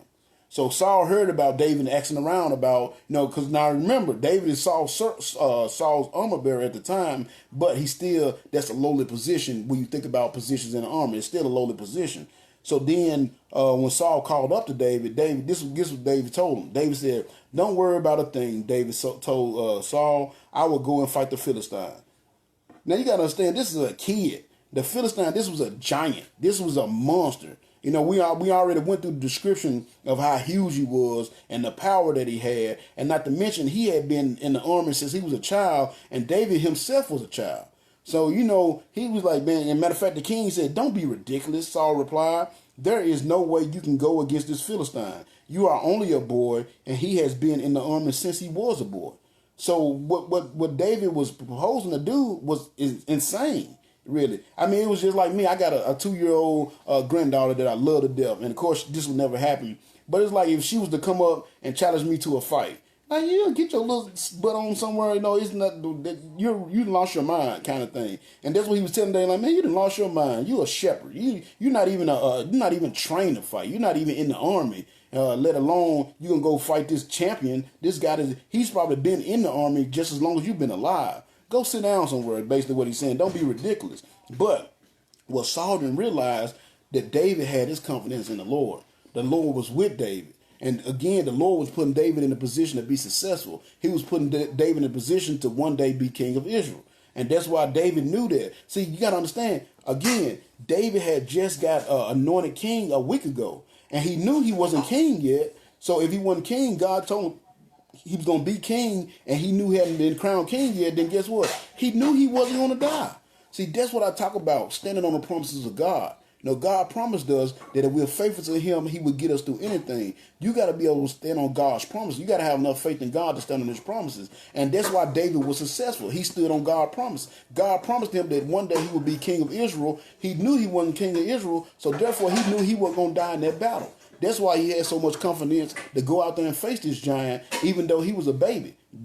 Compared to this giant, he was just a baby. But yet he had the confidence to go out and face this giant because he knew God promised him that he was going to be a king one day, and he wasn't king yet. So obviously it's not my time to die. He had that faith in God that he would be successful. So then David told him. So of course, he told Saul, just like everybody else doubting him, just like we would have did doubting him. And he told him, don't be ridiculous. No way you can go against this Philistine. You are only a boy, and he has been in the army since he was a boy. And of course, Saul didn't have faith because Saul saw the giant. He hadn't tried to attack him. Nobody in his army had tried to do anything. That's why he put that little offering, their reward out there of being free of taxes and getting his daughter, because they was too afraid to do it. So when you got somebody that's going to step up to the plate, you should be happy. But he told him, don't be ridiculous. He doubted him. He downplayed him as well, just like his brothers and his dad did. But David persisted. It said David persisted. And see, that's what you have to do in the Christian life. You have to be persistent. You have to be persistent. You can't let stuff stop you. You know, when this COVID thing came around, and I knew found out I couldn't go into the jails to preach no more, and I couldn't go knock on doors like I normally do. Man, I was hurting for a few days because I was like, what am I gonna do? Because I really wanted to get God's word out. And then all my friends started telling me, hey, why don't you start doing it over YouTube? I mean, over Facebook. And I'm like, man, that's a great idea. In other words, being persistent. See, that's what you got to do. Don't let stuff stop you. There's going to be obstacles that's thrown in your way. The devil always going to try to throw things at you to keep you from doing God's work. But if you persistent, you will be successful. And that's what happened when here it said David persisted. You know, in other words, he wasn't just taking a no for an answer. You gonna let me go fight this dude because I know I can fight him. And watch what he tell him. David said David persisted. He said, look, I've been taking care of my father's sheep. He said, when a lion or a bear comes to steal a lamb from the flock, I go after it with a club and take the lion from his mouth. And if the animal turns on me, I catch it by its jaw and club it to death. I have done this to both lions and bears, and I would do it to this pagan Philistine too. For guess what? Why are you gonna do it? He said, I would do it to this pagan Philistine too, for he has defied the armies of the living God. So again, what was his purpose? What was his cause? He wanted to bring honor and glory to God. This dude's out here bad-mouthing my God. He's out here saying that I came from an ape. He's out here saying that homosexuality is cool. I'm not cool with that. I'm finna go beat this man because he's defying my God. So you notice David ain't said nothing about, he ain't say, I'm going to go out there and do it so I can get your daughter, to marry your daughter so I can get that money he was talking about, so I can get this come up. He said, no, because this man is defying my God. Because he's defying my God, I'm going to go out there and I'm going to have this victory because I know God is with me. Now, a little thing there. Now, I know the way they said it, the way they translated it, it made it seem like one day a bear came and then one day a lion came and David defeated both of them. But if you read the King James Version, the way it made it sound like they both came the same day. And I'm going to read that for you. Because like I told y'all, when I read through this, if it's the King James put it a different way, I like to point that out. So it says in verse 34 in the King James Version, saying, David said unto Saul, thy servant kept his father's sheep, and there came a lion and a bear, and took a lamb out of the flock. And I went out after him, and smote him, and delivered it out of his mouth. And when he arose against me, I caught him by his beard, and smote him, and slew him. Thy servant slew both the lion and the bear, and this uncircumcised Philistine shall be as one of them, seeing that he had defied the armies of the living God. So he didn't fight a bear one day and a lion the other day. He fought a lion and a bear the same day at the same time, and he was successful because God had a plan for his life. So that's what y'all got to understand, man. God has a will for your life. He has a plan for your life. And until that plan is accomplished, you ain't going nowhere. I don't care how many diseases that comes upon the earth. I don't care what happens. Until you fulfill your will that God has for your life, you are not going anywhere. So stop being afraid of death. Stop being afraid of everything the media say, and just start putting your faith and trust in God. Because if you do that, then you won't have to worry about these things. And that's what David did. He put his faith and trust in God. And that's why he said, man, look, I done fought a lion and a bear at the same time before. I'm not worried about this pagan Philistine, especially since he out there defying my God. So then it says, and then guess what this next line it says? So he said, I'll do it to this pagan Philistine too, for he has defied the armies of the living God.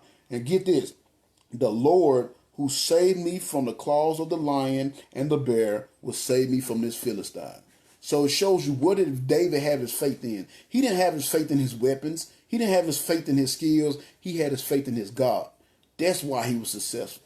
So you got to understand, again, the two things I told y'all at the beginning, in case y'all missed it, the two keys to a successful life is, one, following God's will, and two, making sure God is your priority. Because if God is your priority, his hand will be upon you. And you can see that David completely put his faith and trust in God. He said, just like he saved me from the lion and the bear, he will save me from this Philistine. So just like God saved you from getting kicked out of your apartment, just like God saved you from being shot down there in North Memphis, just like God saved you from this and that, he'll save you from this thing too if you completely put your faith and trust in him. That's what David is saying, and that's what David did. The Lord saved me from the claws of the lion and the bear. He's going to save me from this Philistine. This Philistine ain't nothing when it's compared to my God. So then after he said that, and again, he had been persistent. He had been persistent. And it said Saul finally considered. All right, go ahead, he said, and may the Lord be with you. Now the way he said it's kind of sarcastic, like, all right, go ahead, do what you want to do, kind of thing. May the Lord be with you. He didn't have no faith behind that statement, even though he said, may the Lord be with you. He didn't have no faith behind it. He was saying, well, go ahead, do what you want to do. May God be with you. So then Saul, it said, then in verse 38, it said, then Saul gave David his own armor, a bronze helmet, and a coat of mail. David put it on, strapped the sword over it, and took a step or two to see what it was like, for he had never worn such thing before. Because again, David wasn't a soldier. He wasn't used to fighting with weapons and armor and all that on. He just had his stuff he used when he was a shepherd. So he said he took a step to see, because he had never fought in such things before, and he told him, I can't go in these, he protested. I'm not used to them. So he took them off again. He picked up 5 smooth stones from a stream and put them in his shepherd's bag. Then, armed with only his shepherd's staff and a sling, he started across to fight Goliath. So this guy, this kid, first of all, he's a kid. You know what I'm saying? This time, David probably anywhere between 18 and 20. And he's going to fight out a grown man that's been killing dudes probably since David was in diapers. You know what I'm saying? And he's going to fight this man. And now this man he's going to fight, he got on this bronze, remember the description we gave. He got on a bronze coat of mail. He got on bronze leggings. He got on a helmet. I mean, this guy is basically covered from head to toe with metal to protect him from weapons and protect him while he's in battle. I mean, y'all seen them old school, like Gladiator and things like that. Y'all see this kind of stuff they wore to protect them, the armor they wore. This guy is covered in this stuff, and David goes out. He got on just like they used to wear, like not robes, but basically like robes. And he got a stick and 5 rocks, and he went out to fight this giant. So again, you would think it ain't nowhere in the world he's gonna be able to beat this giant with what he got, the skills he got, and what he got with him. But something that the Bible didn't mention here. He said he armed with only his shepherd staff and sling. He started out across to fight Goliath, but that's not the only thing he was armed with. He also had the Lord God with him. And that's why he got the victory. Because watch. So it said Goliath walked out, in verse 41, it said Goliath walked out toward David with the shield bearer ahead of him, sneering in contempt at this ruddy-faced boy. Am I a dog, he roared at David, that you come at me with a stick?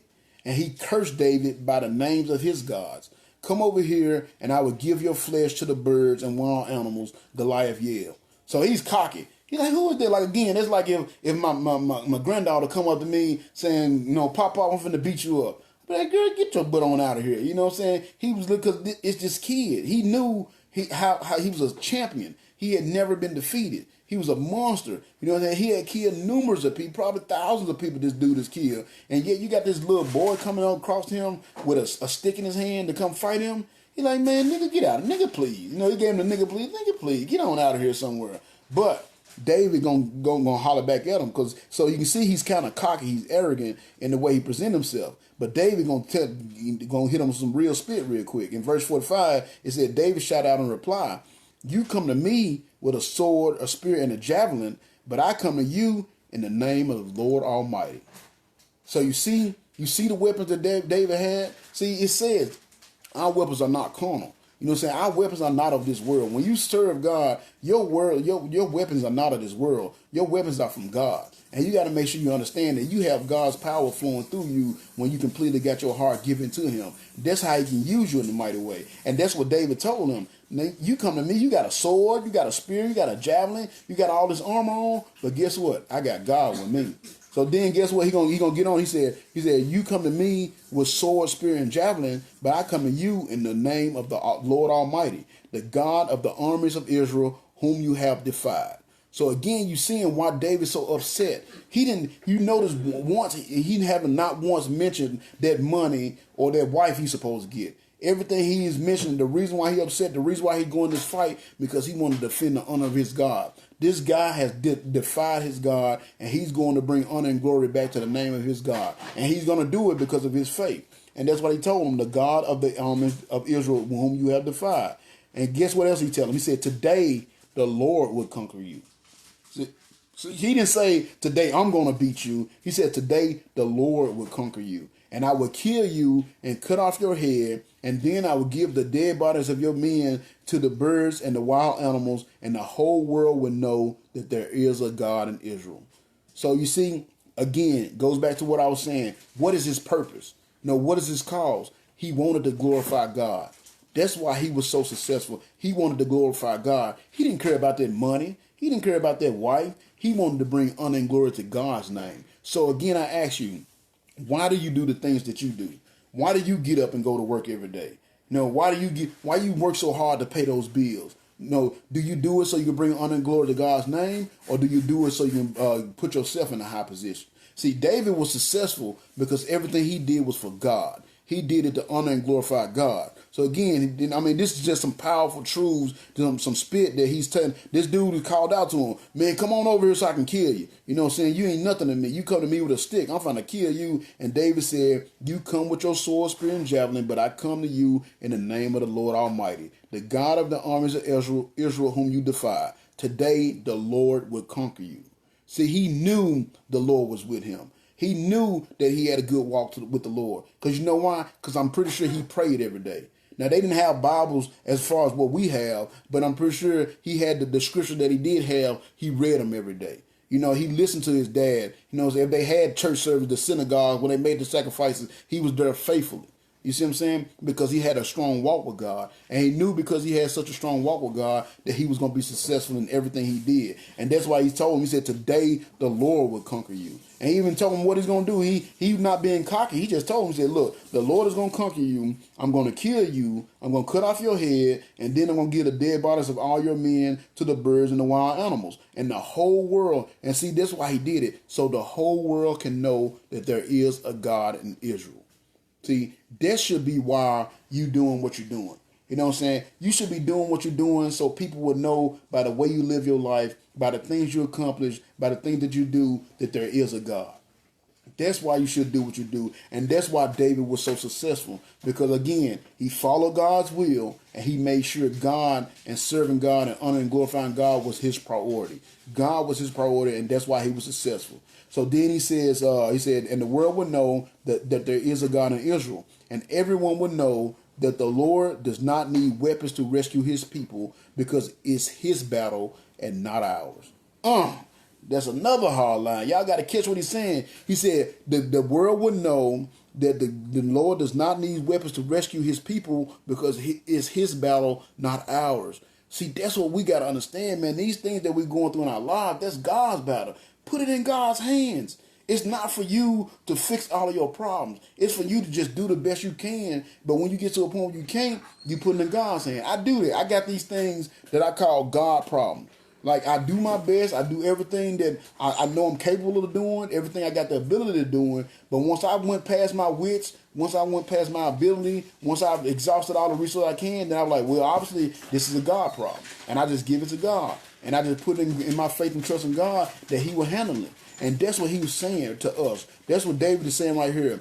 The battles that we go through is not of our own. It's God's. But we try to fight it ourselves. And that's why we don't have a high rate of success, because we're trying to do it on our own merit. We try to do it by our own strength. We try to do it by our own knowledge instead of just putting our faith and trust in God.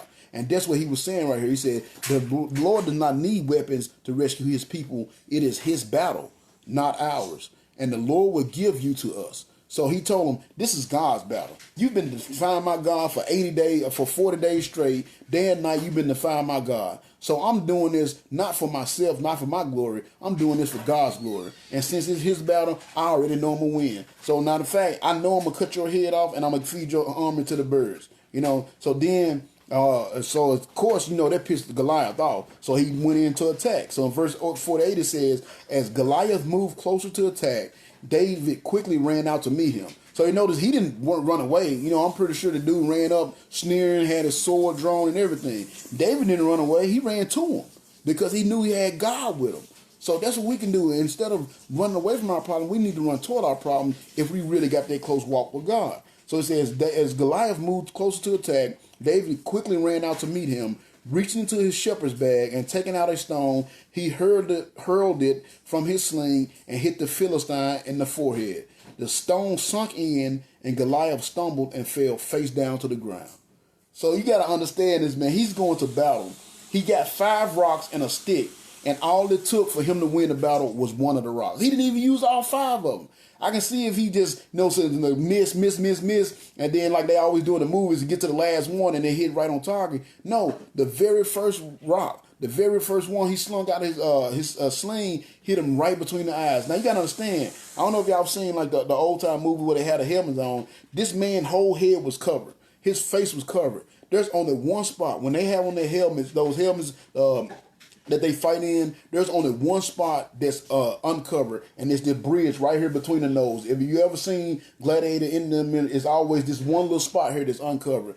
And of all the places for the rock to land, that's exactly where he hit him, right between the eyes. And it said it hit him so hard that it sunk in and he fell down to his face. Why? It ain't because David was so cold. It ain't because David, was so good at slinging. It's because David had the Lord with him. And the Lord guided that stone exactly where it needed to go. And it hit exactly where it needed to hit. And what happened? It said he fell. And it said so David triumphed over the Philistine giant with only a stone and a sling. And since he had no sword, he ran over, pulled Goliath's sword from his sheath, and David used it to kill the giant and cut off his head. So ain't that something, bro? Could you imagine? I mean, I know of dudes that got shot with their own gun before, but that's basically how it was. That he killed him with his own sword.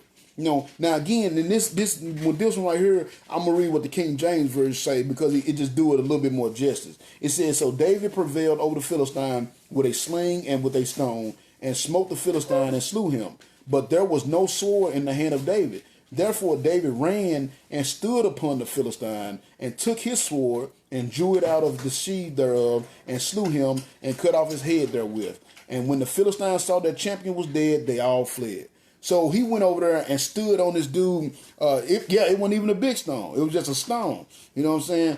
Right, exactly. He went to he was on. You know what I'm saying? It was a pebble. Really, if you read the translation, it was a pebble. So it was a little bit of rock. But David, the Lord was with David, and he guided that stone exactly where it needed to be. And man, it just hit him right on at the right pressure point, the right whatever.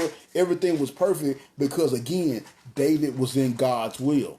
See, if David just went out there so he can get that wife or so he can get that money, he probably wouldn't have had the success. But he went out there to bring honor and glory to God. He went out there to do what God had for him to do, and that's why he was successful. So he threw that one little rock, and it hit him right between the eyes. And then not only that, he went over and took his sword and killed him with his own sword. What kind of stuff is that? And like I said, when the King James Version show you, it said he stood on his chest. So he went over, put his foot on dude's chest, and then cut his head off. You know what I'm saying? That's how gangster David was, bro. And again, David was a child. David was basically a kid fighting this grown man that had been killing people since David was born, and yet David was able to triumph on him because he went out there to bring honor and glory to God's name. So that's what you got to understand. That's how you have success. Why are you doing? I mean, seriously, ask yourself with everything that you do, whether you hustling, whether you however you grinding. Why are you grinding? Are you grinding to put yourself in a good position so you can have a good life, or are you grinding so you can bring honor and glory to God? Because the only way you're going to be truly successful is if you're grinding for the Lord. And that's what David was doing. He was grinding for the Lord, and because of that, he was able to defeat this Philistine with a rock. No, this dude had on armor from head to toe, had a sword, a javelin, a shield, and yet David beat him with a rock. Why? Because the Lord was with him. Because he did it to bring honor and glory to God's name. So then, of course, David told him what did David say he's gonna do? I'm gonna cut your head off, and I'm gonna feed the dead bodies of your men. I'm gonna feed the dead bodies of your men to the bird. So guess what happened? It says when the Philistines saw that their champion was dead, they turned and ran. Then the Israelite gave a great shout of triumph and rushed after the Philistines, chasing them as far away as Gath and the gates of Ekron. The bodies of the dead and wounded Philistines were strewn along the road from Shaharim as far away from Gath and Ekron. Then the Israelite army returned and plundered the deserted Philistine camp. So you notice what happened. It took one man of God, to spark the other men of God. Because you see, the army at first, they were just sitting back watching. They weren't doing nothing. But when David defeated Goliath, when he got rid of that big problem, then it gave the other men confidence as well, and then they charged into the battle, and they ended up routing the Philistines. See, again, That's why I do these. I'm hoping to do the same thing. I know I can't do this by myself. I would love to be able to have the strength to bring this world back to the Lord by myself, but I can't do it. But what I can do is to speak God's word, speak the truth, and hopefully I can ignite the fire in somebody else out there and get them to join the battle as well. Because the more the merrier, there's strength in numbers. And that's what I'm trying to do. I'm trying to get God's numbers up by telling the truth and hopefully helping people see the importance of serving the Lord. Because we see what David did when he served the Lord. He did see the success he had because he served the Lord. You see what I'm saying? He was able to kill this giant, but then he sparked the flame in the hearts of his men, and they went out and they killed everybody. So just what David said he was going to do, he did. He cut his head off and fed the bodies of the rest of the Philistine army to the birds, and that's what he was able to do. And he had the confidence, not that he was being cocky, not that he was being prideful, it's because he was being faithful. He was serving the Lord. He was in God's will, and his faith and trust was completely in the Lord. And again, he did it to bring honor and glory to the Lord. Because it's going to be some time later before he even gets his wife, and they never mention him not paying the taxes. So we know he didn't do it for the money. He did it for the Lord. You see what I'm saying? Exactly. And I hope I can be that spark to ignite that flame. That's what I pray to the Lord for. Let me ignite the flame in somebody, and we can get this thing going. Because right now, what we doing, like I said, when we look at this world and what's going on in this world, it's just like the Philistines strutting back and forth to find the armies of God. You know what I'm saying? And we just sitting there watching, letting them do it. And I'm hoping that I can ignite the flame in somebody that we can go out and fight for the Lord and bring honor and glory back to the Lord's name. You know, so then after that happened, now this is kind of gruesome. I mean, now he already went and hit him with the rock. He killed him, took his own sword and cut his head off. So now it says in verse 54, David took Goliath's head to Jerusalem, but he stored the Philistines' armor in his own tent. As Saul watched David go out, and to show you how insignificant David was at the time, and show you why the Lord was able to use him. It says, as Saul watched David go out to fight Goliath, he asked Abner, the general of his army, "Who is he? Whose son is he?" He didn't even know who he was. He didn't even know who David's family was. That's how insignificant David was at the time. He didn't even know, because back then, that's how they knew you, by your dad. They were like, David, son of Jesse, of course. They knew you by who your daddy was. And they didn't even know who his daddy was, because that's how insignificant his family was. They didn't even know who the daddy was, but yet the Lord just used them for this mighty victory. And that's what it had. So David is walking around with a head in his hand. That's kind of gruesome if you think about it. That's kind of like gory or whatnot. So he cut the dude's head off, and I'm pretty sure it wasn't a real regular size head. It was probably like my head times 10. No matter of fact, it was probably the side of Jessica's head. It was about Jessica's head size. You know what I'm saying? It was probably this huge. It was a big old head, and he just walking around with this huge head in his hand. I thought that was kind of gory. So it says, as they watched, of course, David went out to fight Goliath. They asked, whose son is he? And then Abner even said, "I really don't know." Abner said, and then the king told him, "We'll find out." The king told him. So after David had killed Goliath, right? Like, I didn't say that, Keisha. Patrick did. But it says, after David had killed Goliath, Abner brought him to Saul with the Philistine's head still in his hand. So he's still walking around with his head in his hand. You know what I'm saying? He's just still walking around with his head in his hand. And it says, "Tell me about your father," my boy Saul said. So he just sitting there talking to the dude with a head in his hand like it ain't no big deal. You know what I'm saying? Like it was nothing. So then David replied, "His name is Jesse, and we live in Bethlehem." So again, it shows you the insignificance of David's family, that the Saul and his general didn't even know who David's family was. Because again, if you was famous, that's why a lot of times you read the Bible and say such and such, son of such and such. Because that father was famous for something. He was a leader somewhere, or he was famous for something. But they didn't even know who David's dad was, because their family was so insignificant. But yet the Lord just used David, the youngest one of the family, to bring this great, mighty victory to Israel. See what I'm saying? Because that's what God do. God want to use David so he can see it wasn't David's skill, it was my skill. And David's going to say that. You know what I'm saying? It was the Lord that gave me this victory. So now after that, now we're going to see the chapter 18, and then we'll be done. It's not a long chapter, but we're going to see some components that I've been telling y'all about. When you start getting blessed by the Lord, you really start living for the Lord, and you start doing for the Lord, people going to hate on you.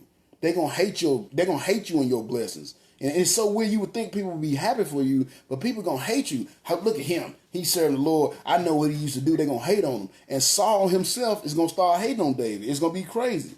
So we're going to get into chapter 18 because I want you to see, one, the hateration that's going to come along. But two, I want you to see also what happens when you stay faithful. God is still going to bless them. God's still going to have his hand of protection on them. And God's going to keep on blessing them. Even though Saul going to try to hate on them, God's going to keep on blessing them. So in chapter 18, verse 1, it says, after David had finished talking with Saul, he met Jonathan, the king's son. There was an immediate bond of love between them, and they became the best of friends. Now, a little side note, people try to say, because of that verse right there and some other verse that come up, that David was gay and him and Jonathan was having an affair. No, they were just good friends. I got a dude, a cousin of mine, his name is Chad. You know, I love that dude so much that people used to think we was gay. I didn't find this out till we was younger, older, and I found this out. But people in my family used to make a joke that me and him was gay because we had that much love for each other because he was my dog. You know what I'm saying? He always had my back, and I always had his back from day one. I literally been knowing him since I was like in preschool. You know what I'm saying? Matter of fact, it was even before preschool. We had this daycare center in our neighborhood called Wesley House, and me and him went to Wesley House together. And we've been down Ace Boone Coon since day one. And people felt we was gay because we hung out so much, but it was just because he was like a brother to me. So that's what happened here in this relationship. He met Jonathan, and instantly they were just real, recognized real. So they became like brothers. So then it says, from that day on, Saul kept David with him at the palace and wouldn't even let him return home. And Jonathan made a special vow to be David's friend, and he sealed the pact by giving him his robe, his tunic, his sword, his bow, and his belt. So again, going back to the first chapter, we went through chapter 16. What did the Lord say to David? He said, look, I'm going to make you king of Israel one day. And now we see, once again, he's putting David in a position where that will become true. Because at first, Saul just invited David in. He was just a musician. Next thing you know, he was the armor bearer. Now he's about to be commander of the army. See, God is putting him in a position where he can, well, we are cousin, Pat, like fourth cousins, but you know what I'm saying? But we're more boys than cousins than anything. You know what I'm saying? We always call each other cousins because that's how tight we was. So again, we're going to see David being put in a position to be successful. So again, I tell y'all, whenever the Lord tell you to do something, if he's sending you somewhere, he give you a task, he's going to put you in a position to be successful. He's going to make, as long as you stay faithful and continue to do his will, make sure he's your priority, you're going to be successful in whatever that thing is that you do. You know what I'm saying? So then it says they made the pact, and him and Jonathan basically became best friends. So in verse 5 it says, whatever Saul asked David to do, David did it what? Successfully. So that's why y'all see why the title of the lesson was how to be successful in the Christian life. Because what are the two things that we've noticed that David been doing so far? One, he made sure everything he did for the Lord. So the Lord was his priority. Two, he followed God's will. And that's why he had success. And that's why I want to go through 18, because this word success going to keep on popping up. So it says in 5, whatever Saul asked David to do, David did it successfully. So Saul made him a commander in his army, an appointment that was applauded by the fight men and officers alike. You see what I'm saying? Yes, divine appointment. So because of David, because of his chivalry, because of the way he handled himself, he went from being a shepherd to being a musician just in the king's palace. Nobody even knew who he was. Then eventually he became an armor bearer. Now he's commander of the army. And when they made him commander of the army, it says that all the fight men applauded. In other words, they celebrated. Like, yes, that's my boy. You know what I'm saying? He became the leader of the army because they knew as long as he was the leader in the army, they were going to be successful, because that's how much power, the power of God that David was working with, because he was so faithful to God and he did what God wanted him to do. He followed God's will. So it says, but something happened. And this is where the hating come in. Watch this. It says, but something happened when the victorious Israelite army was returning home after David had killed Goliath. Women came out, and of course, some women had to be involved. It said women came out from all the towns along the way to celebrate and to cheer for King Saul. And they sang and danced for joy with tambourines and cymbals. This was their song. Now check out the song that they sung. It says, Saul has killed his thousands and David has killed his 10,000. So, so they gave David more credit than they gave Saul. So Saul got jealous. And again, when you see them blessings coming on you, when God starts getting them blessings on you, people going to get jealous of you. You know what I'm saying? Why do Patrick got this nice house and this nice car and this nice thing? You know what I'm saying? Why does Ashley got this nice stuff? Because God is blessing them because they're doing what God wants them to do. People are going to hate on you. And that's what happened to Saul. He came back in and the women came out singing the songs. So again, women was involved. So they singing the song that he killed only 1,000, but David killed 10,000 and he got pissed. So then in the very next line it said, in verse 8, this made Saul very angry. What is this? He said. They credit David with 10,000 and me with only 1,000. Next, they'll be making him their king. So from that time on, Saul kept a jealous eye on David.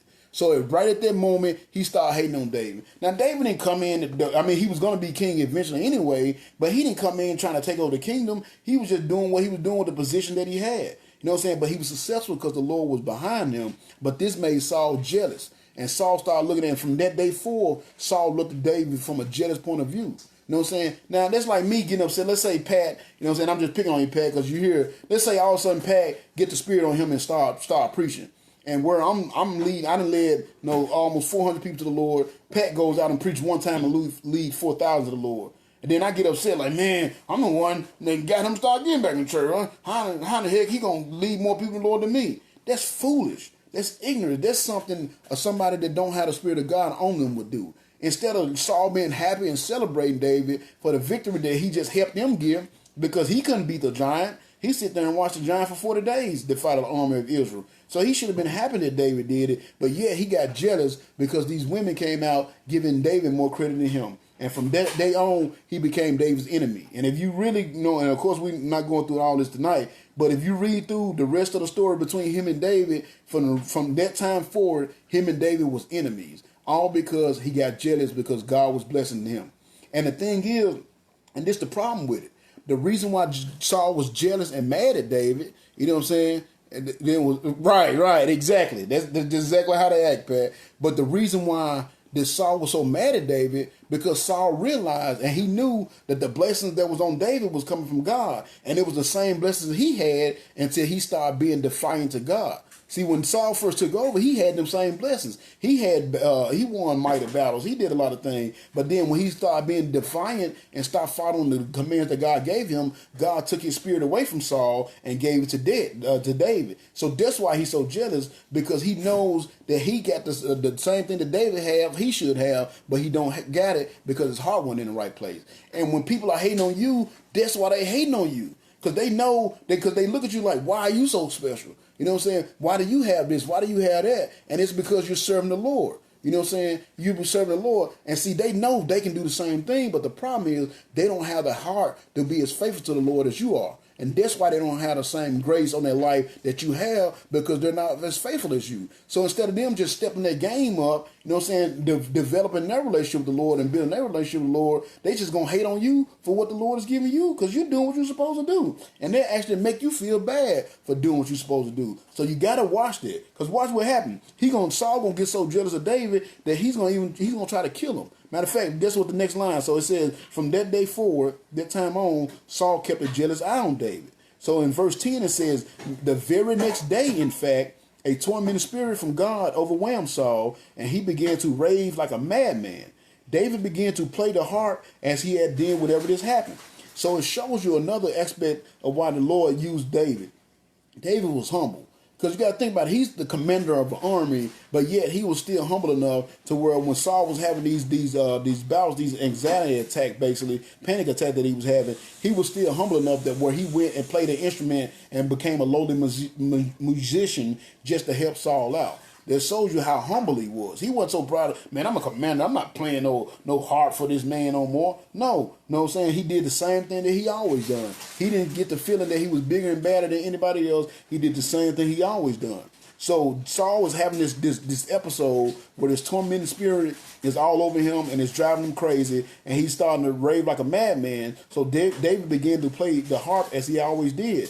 But it says, in the next line, it says, but Saul, who had a spear in his hand, suddenly hurled it at David, intending to pin him to the wall. But David jumped aside and escaped, and this happened another time too. So he tried to kill him. Once again, this dude is trying to help you out, and you try to kill him because you're jealous.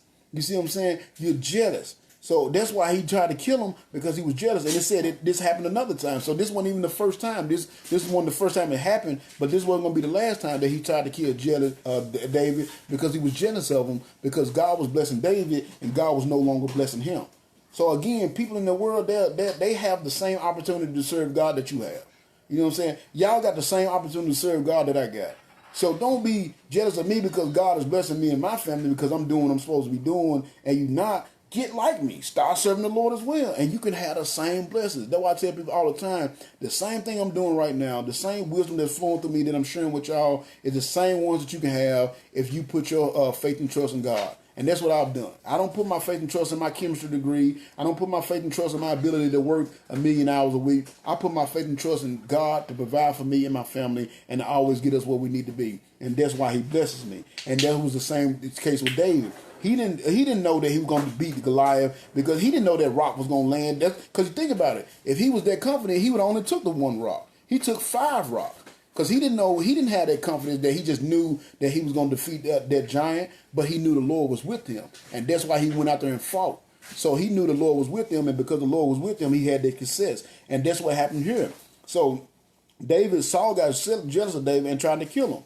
So it says he hurled it at David, intending to pin him to the wall. But David jumped aside and escaped. And this happened another time too. For Saul was afraid of him, and he was jealous of David because the Lord had left him and was now with David. So exactly what I said. I got ahead of myself. But it's exactly what I said. He was jealous of David because the Lord was God's grace was on David, and it was no longer on him. When he had the opportunity to have the same grace, and he just did what he was supposed to do when God told him the first time, he would have still been the king. He would have had somebody come up after him, and he would have had the same grace. But he wanted to be hard headed, and therefore he lost God's grace. But now he mad at David because David picked up God's grace, and David's actually doing what he's supposed to be doing. And people would do that to you as a Christian. So be careful with that. And don't let them discourage you from doing the things that God wants you to do because they're hating on you.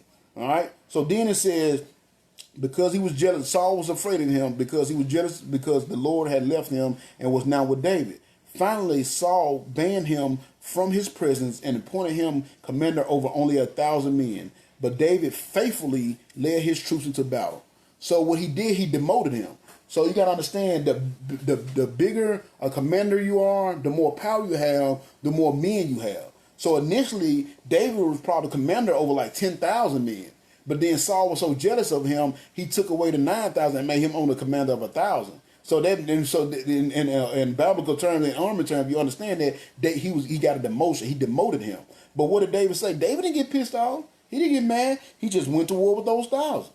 The same, you know what I'm saying? He said David went to war with those 1,000. And guess what happened because of that? Because he didn't get mad. And again, we get mad at God. Oh, God, why you ain't put me here? Why I don't have this promotion? Why I don't have this position? And we get mad at God instead of just like, all right, God, this is where you want me at. This is what I do. That's how it was with my ministry. Nikki is on here. Hey, Nikki, good to see you. Glad you're joining me. And Nikki will tell you, the Lost Sheep ministry, before I got on this internet, man, it was just 3 of us, 3 or 4 of us. You know, and every other Tuesday we were still meeting with our 3 or 4, and I just kept on doing what I was doing. And now the Lord has put them in a position where I got more people that I'm able to reach because I'm doing the Facebook Live. I just stayed faithfully doing what I could do with the position that I'm in. You know, and that's what David did. All right, I had 10,000 men. Now I got 1,000. I'm just gonna go to war with my 1,000. And watch what the next line say in verse 14. So it says, he finally Saul banned him from his presence and appointed him commander of only 1,000 men. So that shows you that it was less than he had at first. He said, but David faithfully led his troops into battle, and David continued to succeed in everything he did, for the Lord was with him. So again, you see the key element of success: staying faithful. Make sure that you're in God's will. Make sure that God's grace is what's directing your life. That is how you have success. You know, making sure you're in God's will, making sure God is your priority. So it says, David continued to succeed in everything he did, for the Lord was with him. So even though he got demoted, he didn't get mad at God. He didn't say, why, God? Why did you take my power away? He just like, all right, I got 1,000. I'm going to work with 1,000. You know what I'm saying? And it said he had more success. And then in verse 15 it says, when Saul recognized this, he became even more afraid of him.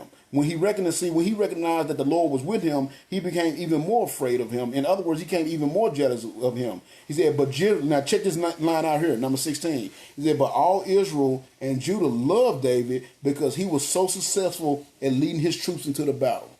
So even though David had the smallest contingent of the army, his army had the most success whenever they went out to the battle. Why? Because the Lord was with him. Because the Lord was his priority. Now you notice a year or so has passed. They still ain't mentioning nothing about the money he was supposed to get, and they still ain't mentioning nothing about that wife he was supposed to get. Because that was not the reason he did those things. He did those things to bring honor and glory to God, and because he did those things to bring honor and glory to God, God blessed him. And Saul was able to see that, and it pissed Saul off because Saul started living for himself. That's why Saul ended up losing God's grace. He started living for himself. When the Lord told him to go destroy a city and burn everything, he went and he kept the best of the cows. He kept the best of the gold. He kept some nice clothes that he saw. You see what I'm saying? That's not what the Lord said do. See, he was in it for the money, but David was in it to honor and glorify the Lord. That's why he had the success he had. And it says that he was more successful against when he went out the fight. He was more successful with his 1,000 men than the guys that had the 10,000 and 20,000 and, you know what I'm saying, the 50,000. David with his 1,000 had more success because when he went out, he did it for the glory of the Lord. Now, there's one last section. We're going to see what some more hating going to come up, but we also going to see what God's grace is going to keep David safe. So over here in chapter 18, verse 17, it says, so one day Saul said to David, I am ready to give you my older daughter Merab as your wife. But first you must prove yourself to be a real warrior by fighting the Lord's battle. For Saul thought to himself, I send him out against the Philistines and let them kill him rather than doing it myself. So you see, you got to be careful when somebody's trying to give you something. Because they might not be trying to give you something for your benefit. They be doing it to benefit themselves. So Saul told him, hey, I'm going to go ahead and give you my oldest daughter to wife. But in reality, he said, but you got to fight my battles first. But in reality, he made it seem like, oh, I'm going to go ahead and accept you to my family. You've earned your keep, so to speak. But in reality, he was hoping David was going to go out and get killed in one of the battles. You see what I'm saying? So you got to be careful when people are giving you gift and giving you things. What are their intentions? Why are they giving you this thing? Because they might be trying to set you up for the okie doke. So you got to be careful with that. And that's what he did. But again, to show you, to prove what I've been saying, David didn't do it for the wife. He didn't do it for the money. His reply was, who am I and what is my family in the Israel that I should be the king's son-in-law? David exclaimed, my father's family is nothing. So when the time came for the wedding, Saul gave Merab in marriage to Adriel, a man from Mahola. So again, you know what I'm saying? So you see where the David didn't even when he finally got the opportunity to get a wife, you see that he didn't even accept it. So this shows you he never got in it for the money.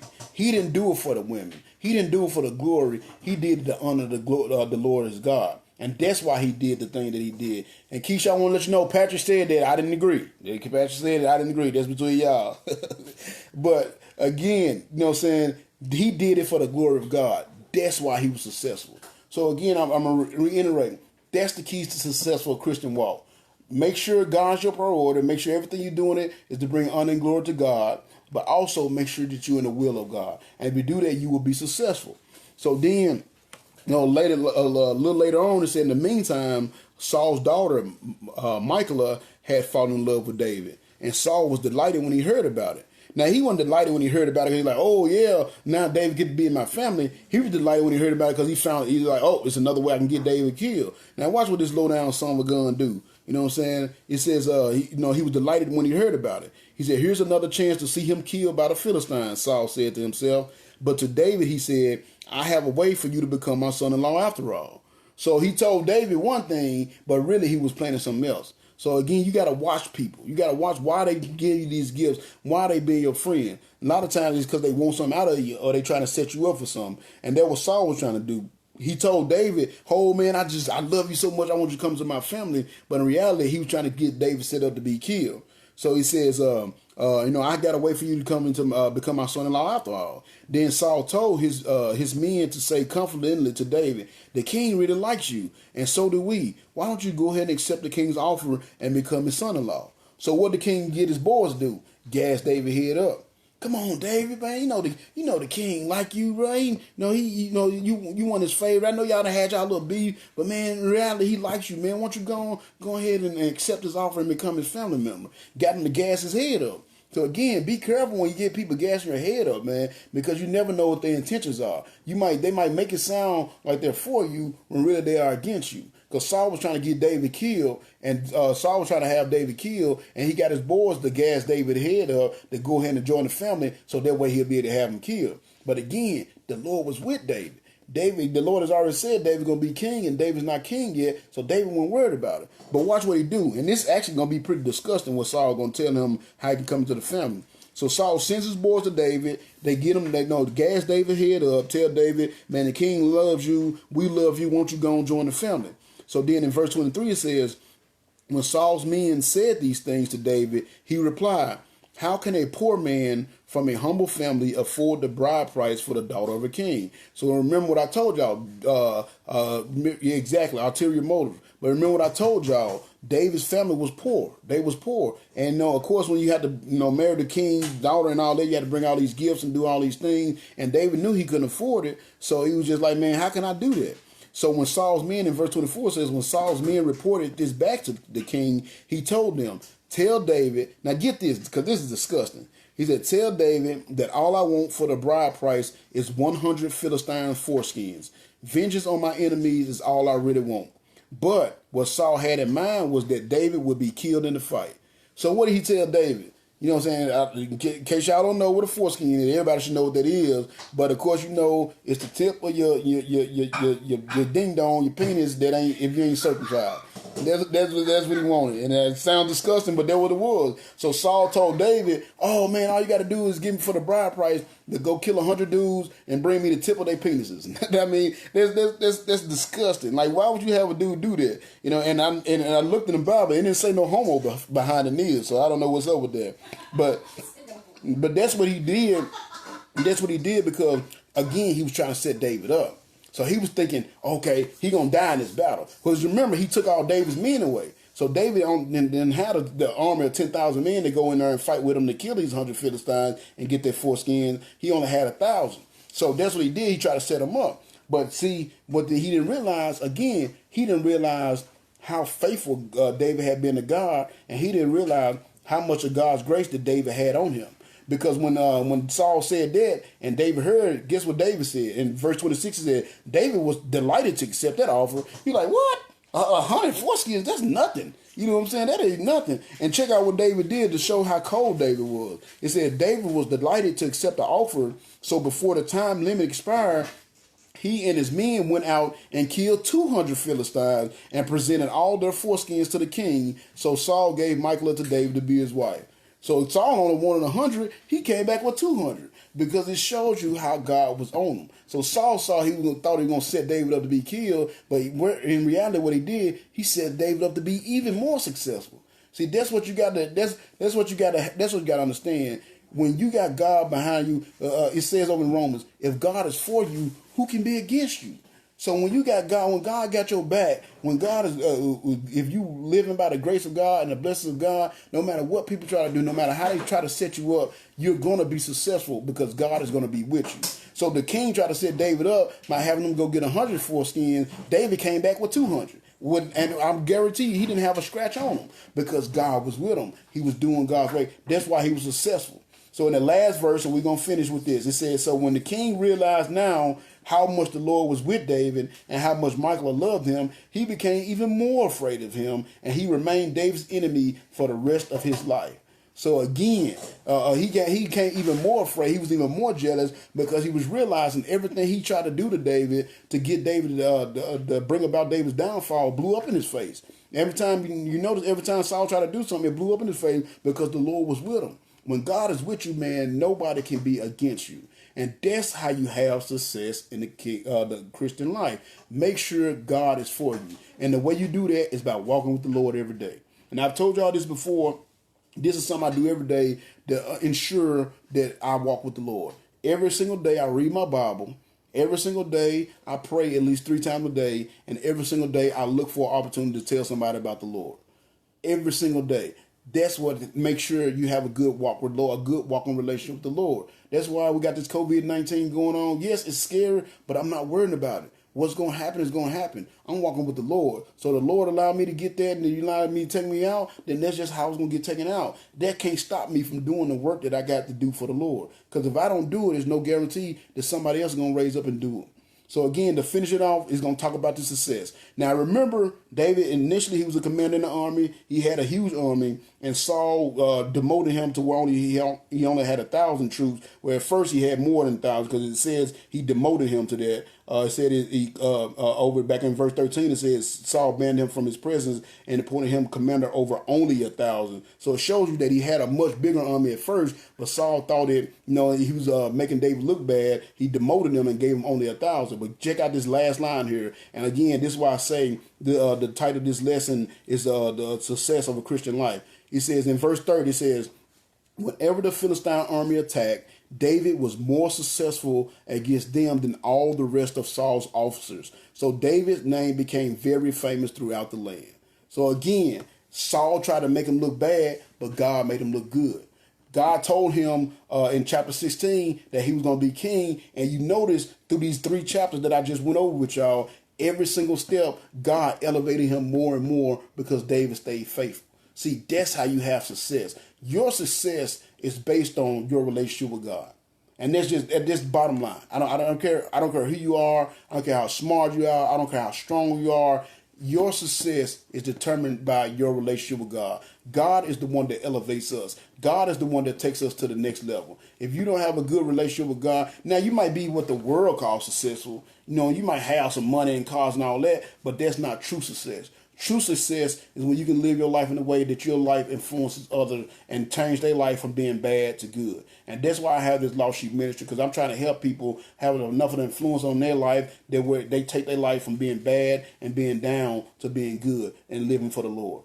That's true success. And we can see David had success because because the 2 things I started on when I first started, what I say, he followed the will of God and make God your priority. And because David did those 2 things, he was successful. And even when folks was hating on him, even when his own boss was hating on him, his own king was hating on him, the very dude that he was trying to help build his kingdom was hating on him, he was still successful. And it said there in that last line, whenever the Philistines' army attacked David, he was more successful against them than all the rest of Saul's officers. So David became very famous throughout the land. So right there you see the Lord is just putting David in a better position to one day take over the kingdom, just like he promised he would.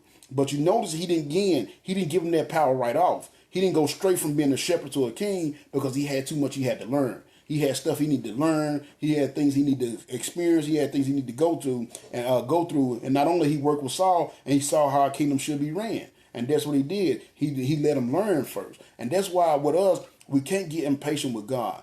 Let God guide you down the path you need to go down. Let God put you in a position you need to be put in, and just be patient. If that's what God got you at, this is what God got you at. Like I said with my ministry, I had 3 or 4. I mean, I've been doing this for 4 years now, and I just got a few more that's been coming in since I started doing this on Facebook Live. But for the last 3, 4 years, it was me and 3 or 4 people. I mean, sometimes we would have like a celebration, we have food or something, and maybe 20, 25 people come to show up for the food, but that was only for the food. The very next meeting, we was right back down to our 3 or 4. But you know what? Every single other Tuesday, I was there teaching those 3 and 4. Whoever showed up, I was there teaching them. You see what I'm saying? And now the Lord started to elevate. He put me in a position where I can have more people coming to my ministry. And I thank you, Patrick, man. You've been faithful. That's been a blessing.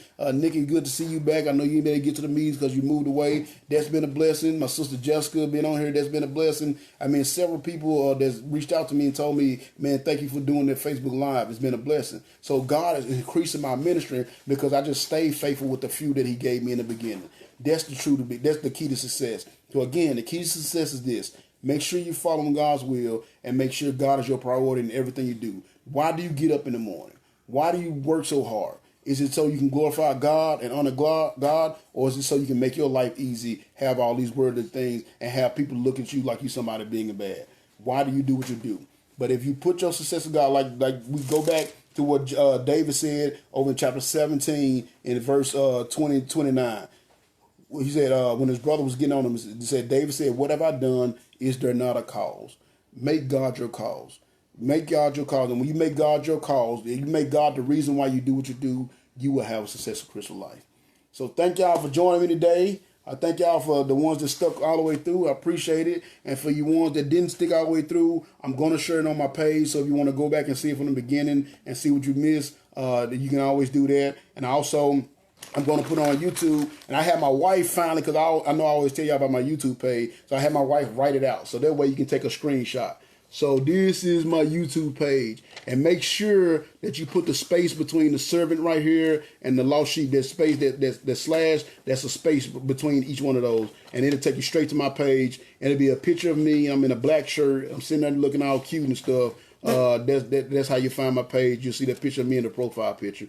But this is my page. All the sermons that I've done on YouTube Live so far are on there. The one I did Saturday about Samson, I still got to get that one on there. And then, of course, the one I'm doing today, I'll get there on there at some point. But I had it on there the next couple of days. I had them all on there. So, again, if you need want to check these out, you can either go to my page and scroll all the way through till you find them, or you can just go to my YouTube page, and they're all on my YouTube page right there. You put that there in the search bar. All right, so thank y'all for joining me. Tomorrow, I'll be back on here again for the Lost Sheep Ministry at 6 o'clock. I'll be back on here. We have our normal meeting at 6 o'clock for the Lost Sheep Ministry. We're going to continue in our Bible study of John, the book of John. We'll be in John chapter 7. But also, I want to let y'all know next Saturday when I do my next regular broadcast, this Saturday, I hope y'all will join me because I'm going to be doing my testimony. I'm going to tell people I haven't done my testimony just yet because I wanted to kind of build up a audience, so to speak, so everybody hear it. I've done my testimony before, but I've not changed it, but I've kind of edited it over a couple of years, over the last year or so it's not as long, because the first time I did it was like 2 hours long, but now when I go present in the jail, I got it to under an hour. So I'm going to do my testimony, and I'm going to tell you guys how I went from being a drug dealer to a preacher in one night. What happened that day, what led up to it, and how God called me into doing this ministry, and why he put this ministry on my heart, and why 16 years ago I gave my life to the Lord. So I hope y'all will join me. Like I said, tomorrow at 6 o'clock, Tuesday at 6 o'clock, I'll be doing my Lost Sheep ministry. We're going to continue our book of studying the book of John. And then Saturday at 5 o'clock, I will be sharing my testimony on here. And of course, like I said, if y'all miss any of it and you want to go catch it, go to my YouTube page and channel, subscribe. I only got like 17 subscribers, so hook your boy up. Nobody don't like to hear the word, I guess. So hook your boy up, go in there, and you'll be able to see everything that I've been doing recently and some of my past stuff. So I'm going to pray, and then I'm going to get out of here. Dear Lord, Heavenly Father, we come to you today. Thank you so much once again for giving me this opportunity to spread your word, Lord. I thank you for this life of David. And we see, and of course, this is just the beginning. This is the first time David come into the picture. And we know that the things that you said about David, David was one of your most faithful servants. And yes, he messed up when he had the situation with Bathsheba. He did mess up. But help people see that being a Christian is not about being perfect. It's about putting their faith and trust in you. So when they do mess up, they know you got their back. So I just ask you just be with them. Let the words that were spoken here today sink in, Lord. Just like I said earlier, I pray that through these messages that I'm bringing, through these lessons that I'm teaching, that it will spark light a spark in somebody's heart, that it give them the want to go out there and fight for you just like David did. As soon as the other guys, the army, they sit there and watch their giant for 40 days, twice a day, defy you. But as soon as David saw him, he knew it was a problem, and he knew he was just the man to take care of that problem because he had his faith and trust in you, and he knew that you would be with him. And he even said he went out to the battle. It wasn't his battle, it was the Lord's battle, and he knew he would be successful because of that. So help us see the same thing. Help us see the Goliaths that we have in our world is not our battles. We shouldn't be fighting them on our own. We should be bringing you into the fold to fight for us, Lord. And we should just be with you. The only ability that you don't have is availability. So if we make ourselves available to you, you will take care of our Goliaths that's in our world as well. And I pray that you help everyone see that. I pray that you're with everyone right now. I pray that they're being safe, especially the ones that are essential workers that still have to go to work. I pray that you just keep them and their families safe because we know this thing is going on and it's just really changing the way we look at life and the way we doing things, Lord. But I pray that the thing that will come from this is people getting back to closeness with you, and not just until this disease is over, but I pray that even once the disease is over, they will continue in their walk, because it's the faithfulness of their walk that determines whether they're going to have success in their life or not. So I just pray you to be with all my friends and family. Pray would you be with this ministry, continue to help it grow and prosper and reach around the world, Lord, if possible. And I just pray you continue to use me Give me the encouragement and enthusiasm I need to go, whether I got one person listening or 2,000 people listening. Lord, I pray that I bring the same energy and same faith into spreading your word and your gospel so it can go around the world. I pray that you just be with all my friends and family, be with everyone that's a part of my ministry, Lord. And I pray that you give me your power, love, and wisdom over any problems that may arise in their lives that keep them from doing the work that you have for them to do. I pray that you just keep on using my family, Lord. I pray that you be with River Lake Baptist Church and Middle Tennessee Baptist Church. Continue to help them grow and prosper and reach out in communities of to change the lives of others, and continue to use Brother John and Brother Tony to do a wonderful work and stand on your biblical principles and to teach others how to serve you, Lord. I ask you just continue to watch over us, continue to bless us and guide us, and keep us all safe till we can gather here once again to honor and glorify your holy name. And more importantly, of anything that I've said, Lord, I pray that if there's anyone that's watching this video, who's listening to this broadcast on Facebook Live, that do not know you're Savior, that do not know for 100% if they die, they will go to heaven, I pray that you will humble their hearts and give them the wisdom they need to reach out to me and inbox me or call me or whatever they need to do to get in touch with me so we can talk about that and I can explain to them how they can know for sure that they're going to heaven. And if they are sure already, Lord, and they have accepted you as Savior and they are living your life, I pray that you will use these words to help them grow in their relationship with you, just like David did, and help them see the importance of having a close relationship with you, because that's how we have the success in our Christian lives. We love you. We thank you for all you've done and given. Thank you for another opportunity to spread your word and to build your kingdom. And I thank you for using me and my family to do this wonderful work. Thank you for River Lake Baptist Church and Middle Tennessee Baptist Church. And I thank you for all your grace and mercy that you give down upon us. And I definitely thank you for your Holy Spirit flowing through me. I love you and thank you for everything. And I say this prayer in one of Son, Jesus' name. Amen. All right. I love y'all, man. Make sure, Ashley, thank you for sharing my videos I've been seeing when you've been sharing my videos. That's a blessing by all of y'all, man. If you think somebody can get help from these lessons, if you think somebody need to hear this word, please share these videos. I want this ministry to grow, and I definitely want to keep it real with everybody. A lot of people tell me they can relate to me, so I hope that I can relate to your family and friends as well, and bring as many people in as possible, because I really just want to get the word of the Lord out there. But again, whether I got 5 or 5,000, I'm still going to be here every single time doing this right here, doing as long as the Lord give me breath to breathe and the air to know how to do it, the wisdom to do it, the spirit to do it. I'm going to be here doing it. And I pray y'all continue to join me. I love you all. I'm praying for y'all. Stay safe out there. And remember to always watch your back and pray. Have a blessed night.